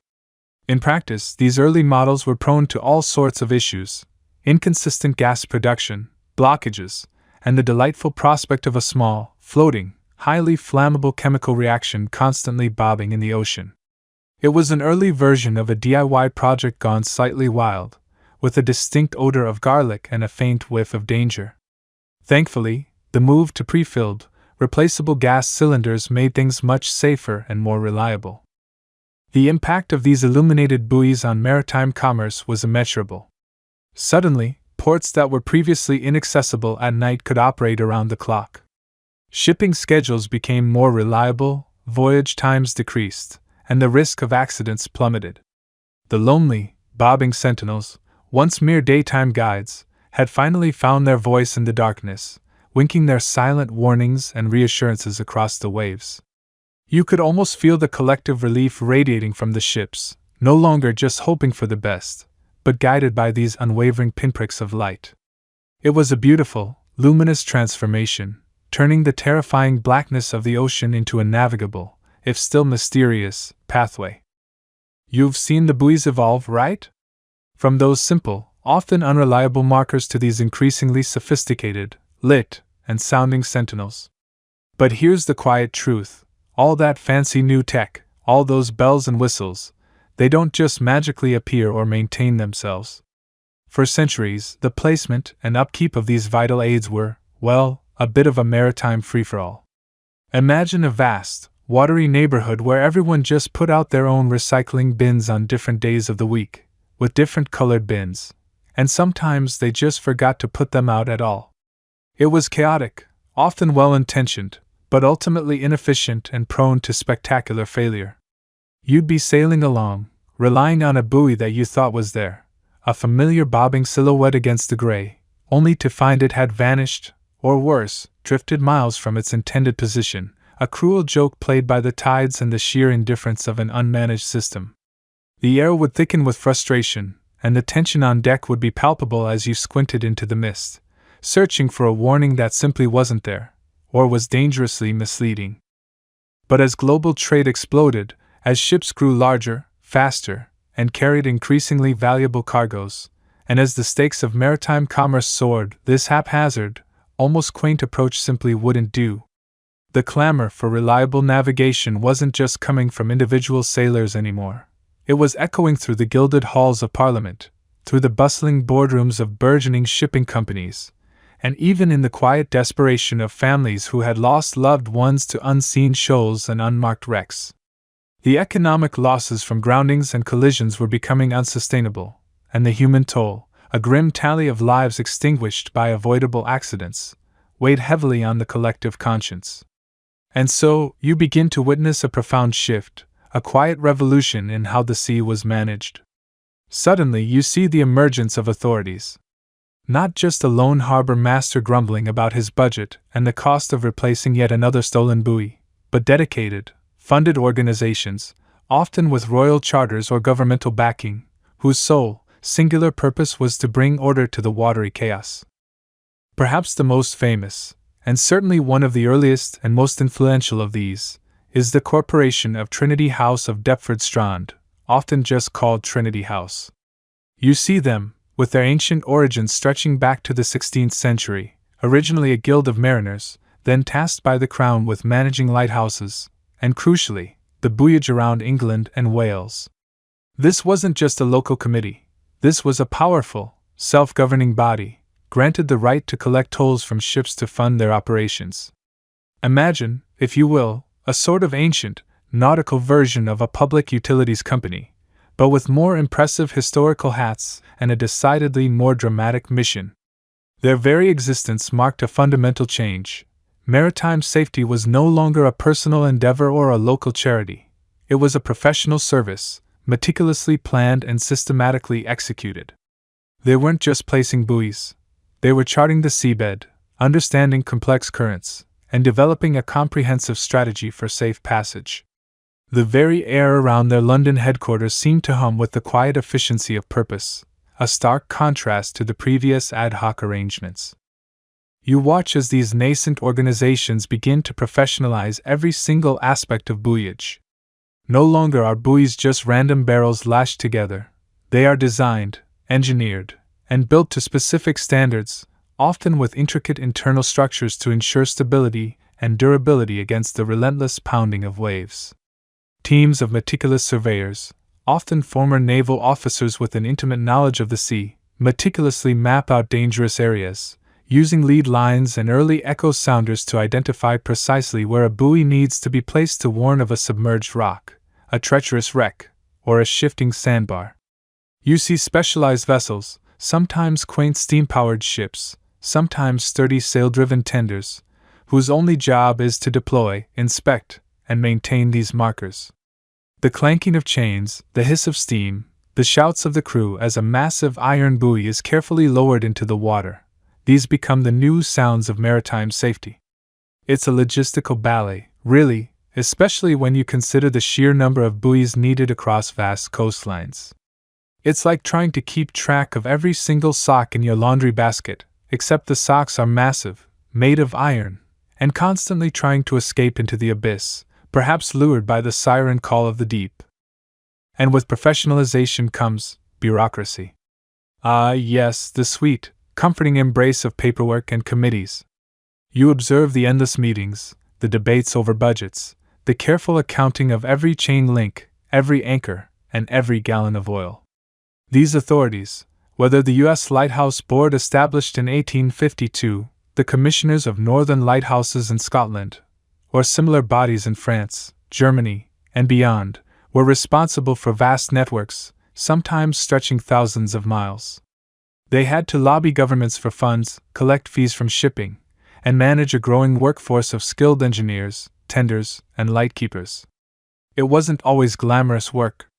You might spot a grizzled old sea captain, now turned bureaucrat, his uniform perhaps a little too stiff, poring over charts, his spectacles perched on his nose, muttering about the rising cost of anchor chain or the unexpected damage from a particularly nasty gale. It's a far cry from swashbuckling adventure, but infinitely more effective at preventing shipwrecks. The smell of ink and old paper fills the air of their offices, a testament to the meticulous record-keeping. One of the quirky, yet profoundly important, challenges these new authorities faced was not just where to put buoys, but what they should look like. Before these governing bodies, every port, every nation, even every local fisherman might have had their own system. Imagine sailing into a busy harbor and seeing a red buoy on your left, then sailing into the next and finding a red buoy on your right for the same type of hazard. It was a recipe for disaster, or at least a very confusing afternoon that could quickly turn tragic. So, these new authorities wrestled with the monumental task of standardization. This wasn't just about colors, but shapes: conical, can, spherical, top marks, single cone, double sphere, and even the characteristics of their lights: flashing, occulting, fixed. This led to some rather heated international debates, often involving stern-faced delegates arguing vigorously over whether a conical buoy should always mark the starboard side of a channel when entering port, or if a can buoy should be reserved for the port side. It's almost as thrilling as watching paint dry, but with potentially catastrophic consequences if they got it wrong. One particularly amusing, if slightly apocryphal, tale involves a French and a British delegate in the late 19th century almost coming to fisticuffs over the correct color for a port-hand buoy, both convinced their national tradition was superior, before finally settling on a compromise that allowed both systems to coexist, albeit with some mental gymnastics for mariners. The impact of this organized effort was profound and immediate. You witness a tangible drop in maritime accidents in well-regulated waters. Ships could navigate with greater confidence, knowing that the buoys they saw were where they were supposed to be, marking what they were supposed to mark, and conforming to a predictable system. This reliability, in turn, fueled even more trade. Insurance rates for shipping began to stabilize, voyages became more predictable, and the global economy, in a very real sense, began to rely on these quiet, often unseen, sentinels of the sea, managed by dedicated, if sometimes slow-moving, organizations. It's like going from navigating a labyrinth blindfolded to having a perfectly lit, clearly signposted pathway, where every turn is anticipated and every danger marked. A significant upgrade, wouldn't you agree? Behind the regulations and the bureaucracy, you also see the sheer dedication of the people involved. These weren't just desk-bound administrators. Many were former mariners, intimately familiar with the dangers of the sea. They understood the life-or-death implications of their work. You might observe a buoy tender crew, braving a fierce storm or a biting winter squall to replace a light or re-anchor a drifting buoy, their faces grimed with salt and oil, their movements practiced and precise. The bone-chilling cold, the relentless spray, the exhaustion that seeps into your very bones, these were daily companions. They are the unsung heroes of maritime safety, the ones who literally keep the lights on and the warnings sounding, day in and day out, regardless of the weather. Their commitment, often in isolated and dangerous conditions, is truly something to behold. It's a bit like being a professional cat herder, except the cats are giant, rusty, and prone to disappearing in fog, and if you lose one, people die. Even with these new authorities, the challenges didn't disappear. The sea, as you know, is a fickle mistress, constantly testing human ingenuity. Storms would still wreak havoc, ice would still crush and tear buoys from their moorings, and the constant battle against corrosion and wear continued. These authorities had to continually innovate, adopting new materials like steel and later plastics, new lighting technologies, and new methods of deployment and repair. They also had to contend with the ever-increasing demands of shipping, the advent of larger, deeper draft vessels, and the need for more complex, nuanced navigation systems. It was a perpetual arms race between human ingenuity and the relentless forces of nature, a battle fought quietly, day by day, on the waves. And here, you stumble upon a quiet academic corner, where historians still argue whether the initial establishment of these centralized buoyage authorities was primarily driven by altruistic concerns for safety, or if the economic imperative of protecting trade and reducing insurance costs was the stronger motivator. Was it a noble endeavor to save lives, or a shrewd business decision to facilitate commerce? Perhaps, like most things in human history, it was a complex blend of both, with the practical realities of profit and loss often providing the necessary impetus for what ultimately became a monumental public good. It's a bit like asking if you eat your vegetables because they're good for you, or because your parents made you. The end result is often the same, but the underlying motivation can be quite different, and endlessly fascinating to ponder. Regardless of the precise motivations, the legacy of these dedicated lighthouse boards and buoyage authorities is undeniable. They transformed the chaotic, dangerous waters into a navigable network, a system of marked pathways that allowed global trade to flourish and countless lives to be saved. You see their influence everywhere, from the consistent spacing of buoys along a channel to the unmistakable red and green of a well-marked harbor entrance, a universal language of safety. They took a wild, unpredictable frontier and through meticulous planning, tireless effort, and a healthy dose of bureaucratic resolve, began to tame it, one lonely, bobbing marker at a time. It's a testament to the power of organized human effort, proving that sometimes, a little bit of paperwork and a lot of dedicated people can make the biggest waves. As you drift through time, past the clanking chains and the flickering gaslight of those industrious, early buoy tenders, a new dawn begins to break over the water. You've seen buoys evolve from simple wooden sticks to sturdy iron sentinels, from silent markers to ringing alarms, and then, finally, to beacons that pierce the night with the steady, comforting glow of a gas lamp. But even with the gas, there was a constant, almost Sisyphean struggle. Imagine being the poor soul whose job it was to row out, often in a choppy sea, just to give a buoy a little gas lamp pep talk, or, more accurately, to refill its tank.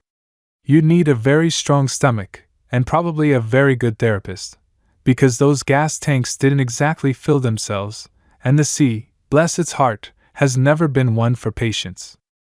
The gas lamps, while a monumental leap from total darkness, were still demanding divas. They guzzled fuel, required regular, often dangerous, maintenance trips, and were prone to being extinguished by the very storms they were meant to warn against. A single, powerful gust could snuff out a flame, rendering a vital marker suddenly dark and silent.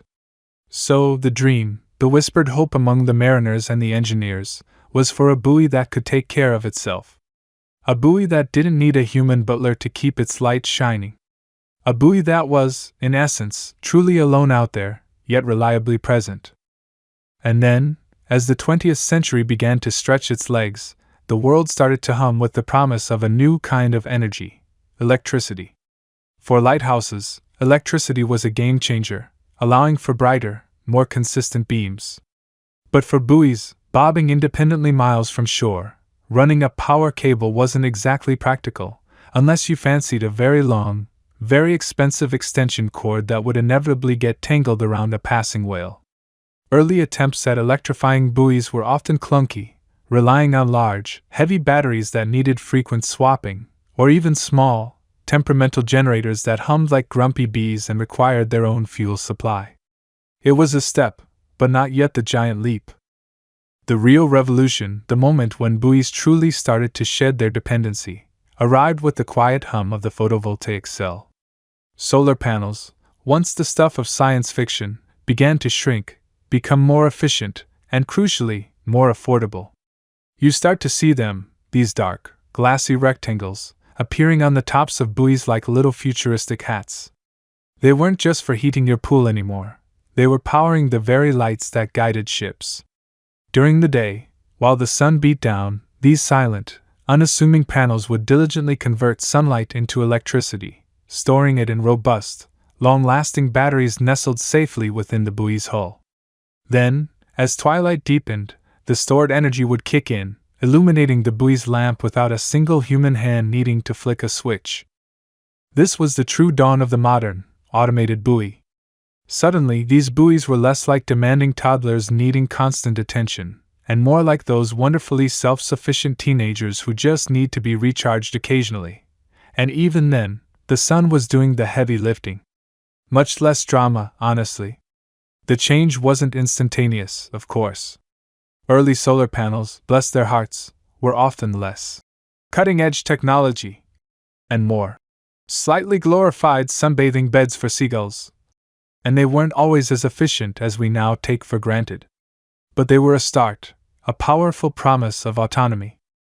Historians still argue whether the primary driver for this widespread automation was simply cost reduction or a genuine desire for improved safety and reliability. Was it about saving money on maintenance crews and fuel, or was it about ensuring a light never went out unexpectedly? The truth, as is often the case, probably lies somewhere in the murky middle, a confluence of practical economics and a deep-seated commitment to maritime safety. With the advent of reliable solar power came another crucial technological leap, the light-emitting diode, or LED. Remember those old incandescent bulbs, how they'd burn out with an exasperated sigh, usually at the most inconvenient moment? LEDs were different.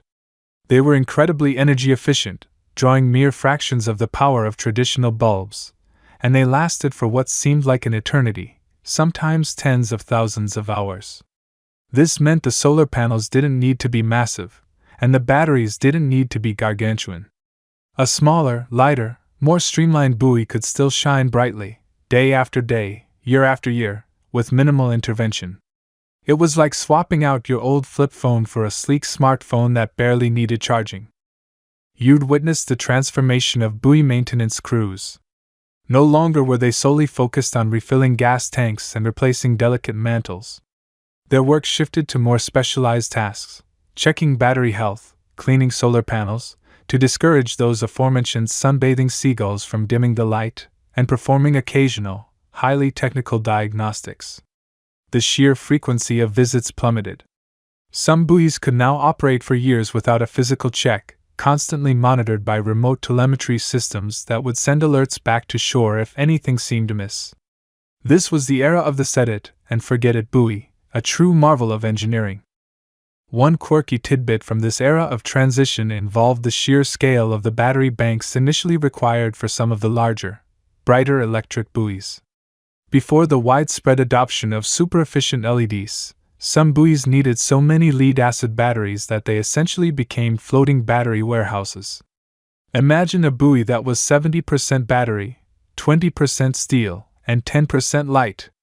These heavy, bulky power sources posed their own challenges, from corrosion to environmental concerns if they ever ruptured. It was a testament to the dedication of the engineers that they made these early electric behemoths work, paving the way for the sleeker, more efficient designs we see today. The automation extended beyond just the light. Many modern buoys started incorporating sensors that could detect changes in ambient light, automatically turning on their lamps at dusk and off at dawn. Others could regulate their flash patterns with precise electronic timers, ensuring that each buoy's unique signature was maintained with unwavering accuracy. The old, charmingly temperamental gas valves and clockwork mechanisms were replaced by solid-state electronics, making the buoys incredibly reliable. It was a quiet revolution, happening out on the lonely stretches of the ocean, but its impact on maritime safety was anything but small. As you look out at these self-sufficient sentinels, bobbing gracefully with their solar panels glinting in the sun, you realize something profound. These aren't just markers anymore, they are truly independent entities, drawing their life from the sun and the sea, guiding ships with a tireless, automated dedication. They stand as a testament to humanity's relentless pursuit of safety and efficiency, transforming a once manually demanding, often dangerous, task into a marvel of quiet, unceasing automation. The age of the truly modern buoy has arrived, and it's brighter, more reliable, and infinitely less demanding of human intervention than anything that came before. You've seen the buoys glow with their own automated electric light, silent sentinels cutting through the inky blackness, a testament to clever engineering and the wonders of gas and oil. But now you drift into an era where these bobbing companions decide, quite literally, to get smart. Not just passively shining, mind you, but actively thinking, or at least processing. It's the kind of jump where you realize your old flip phone just isn't cutting it anymore, and suddenly, everyone's got a supercomputer in their pocket. Only, in this case, the supercomputer is floating out in the middle of nowhere, probably judging your navigational skills. Imagine, if you will, the buoy waking up one day and realizing it could do more than just blink. It could listen. It could feel. It could talk. This wasn't some sudden, sci-fi singularity, of course, but a gradual, fascinating evolution, propelled by the same technological leaps that put the internet into your home and a satellite map onto your dashboard. The buoys, those lonely, bobbing souls, began to collect data. And not just any data, but the kind of information that turns the vast, mysterious ocean into a slightly less mysterious, slightly more predictable, and vastly safer place. Think about it. The wind whipping past its solar panels, the waves slapping against its hull, the temperature of the water, the salinity, even the subtle shift of currents. All of this, once just atmospheric noise, became valuable, quantifiable information. These buoys, now adorned with an array of sensors that would make a weather station blush, started to record everything. They'd measure wave height and direction, telling you precisely how lumpy the ride was going to be. They'd track ocean currents, letting ships plot more fuel-efficient routes, like a giant, liquid conveyor belt. They'd even dip a sensor into the water to check for pollution, or monitor the health of marine ecosystems. It's like they suddenly got a tiny, very important job in oceanography, beyond just telling you where the rocks were. "Oh, the water's a bit green today." You can almost hear a smart buoy whisper. "Might be an algae bloom, just thought you'd like to know." This shift, from passive marker to active data collector, was truly revolutionary. It meant that ships, even far from shore, could access real-time weather updates, not just forecasts. It meant scientists could monitor long-term climate trends without needing a small army of research vessels. It meant environmental agencies could detect spills or unusual conditions almost as they happened. It was a quieter, less dramatic revolution than the advent of light, perhaps, but profoundly impactful. Then came the magic words, GPS and AIS. Global Positioning System. Automatic Identification System. These weren't just acronyms. They were the keys that unlocked the buoy's full potential as a truly smart device. For centuries, a buoy's location was fixed by its anchor chain, a relatively static point. But with GPS, the buoy itself became a precise location beacon. It knew exactly where it was, down to a few meters, all the time. This might sound redundant. Isn't a buoy supposed to be where it is? But consider the implications. If a buoy broke free from its mooring in a storm, it could now broadcast its new, drifting position, preventing a potential hazard rather than becoming one. It was like giving the buoy a tiny, electronic leash that allowed it to report if it ever got lost. "Mom, I'm at 40 degrees north, 70 degrees west, and I think I'm heading for Bermuda." It might transmit, with a hint of digital panic. This self-awareness via GPS wasn't just for the buoy's own benefit. It meant that the buoy could now transmit its own precise coordinates to passing vessels. No longer were ships relying solely on charted positions. They were getting real-time, highly accurate data directly from the source. This fed beautifully into the next big leap, AIS.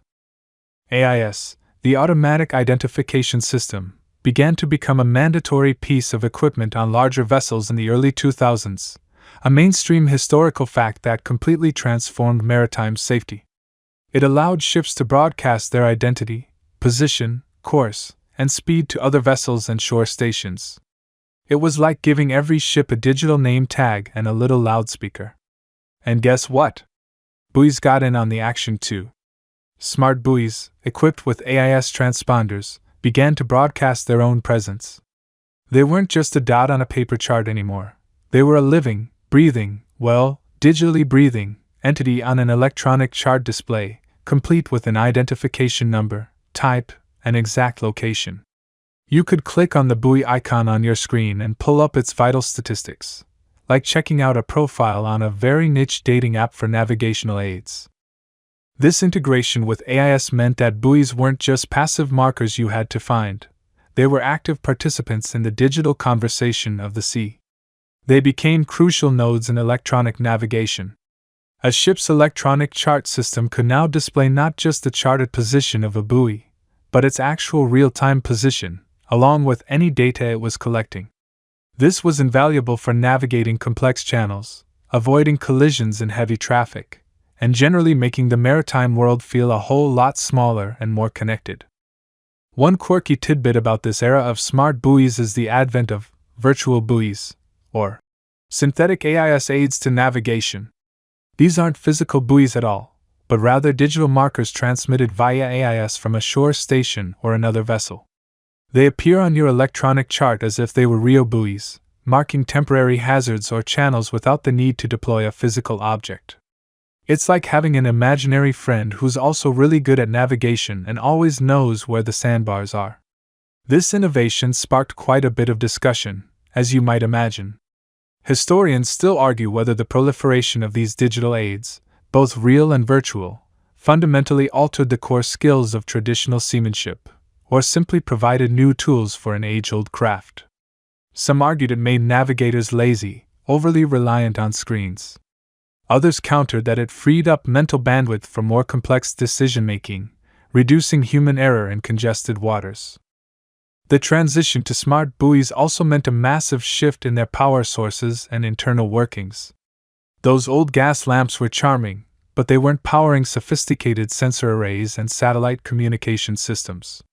Solar panels became ubiquitous, silently soaking up the sun's energy to charge powerful batteries that ran the internal computers, the GPS receivers, the AIS transponders, and all the various sensors. It was a complete ecosystem of self-sufficiency. You see them out there, glinting in the sun, little robotic islands of data, quietly doing their very important work, perhaps muttering to themselves about the latest firmware update. These smart buoys, with their ability to collect, process, and transmit data, became the eyes and ears of the maritime world in places where human presence was impractical or impossible. They monitored tsunamis, signaling warning systems with incredible speed. They track icebergs, providing crucial information for Arctic shipping. They even listen for the sounds of marine mammals, helping conservation efforts. They are, in essence, the silent, tireless data scientists of the ocean, constantly observing, constantly reporting, ensuring that the vast, lonely stretches of water are a little less lonely, and a lot less dangerous.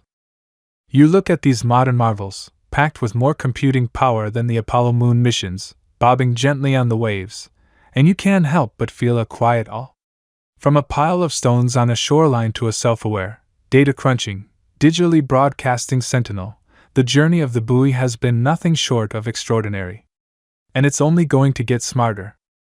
You drift, weightless, through the currents of time, leaving behind the gaslit beacons and the early electric pulses. You've seen buoys become smart, collecting data, but now you peer into a future where they truly become the ocean's silent sentinels, its tireless observers, its distributed intelligence. No longer just simple markers, these future buoys are the eyes and ears of an interconnected blue planet, humming with purpose, quietly transforming our understanding of the vast, mysterious deep. Imagine you're aboard a sleek, autonomous vessel, gliding across waters that, just a century ago, were still largely uncharted in real time. But now you're surrounded by a vast, invisible network. Each bobbing point on the horizon, seemingly innocuous, is a hub of activity. These aren't just lights, they are sophisticated multifunctional nodes, constantly monitoring, analyzing, and communicating. You feel the subtle thrum of their internal processors, the faint whisper of data streams flowing from them like digital rivers, carrying secrets from the abyss to the cloud. The first thing you notice is their incredible self-sufficiency. Gone are the days of constant maintenance trips, of human crews battling rough seas to refuel or repair. These buoys are powered by a symphony of renewable energy sources. You see sleek, flexible solar panels adorning their tops, subtly adjusting to catch every ray of sun. Below the surface, you feel the gentle, rhythmic hum of wave energy converters, silently transforming the ocean's perpetual motion into electrical power. Some even tap into thermal gradients, drawing energy from the slight temperature differences between surface and deeper waters, like tiny, perpetual motion machines that never ask for a coffee break. Honestly, you muse, if only my smart home devices were this self-reliant, I might actually get some sleep. These future buoys are the ocean's primary diagnosticians. You sense their sensors diligently sampling the water around them, not just for temperature and salinity, but for a dizzying array of environmental parameters. They're detecting the subtle shifts in ocean pH, warning of acidification before it becomes a crisis. They're identifying harmful algal blooms in their nascent stages, sending alerts to aquaculture farms and coastal communities, preventing environmental disasters before they unfold.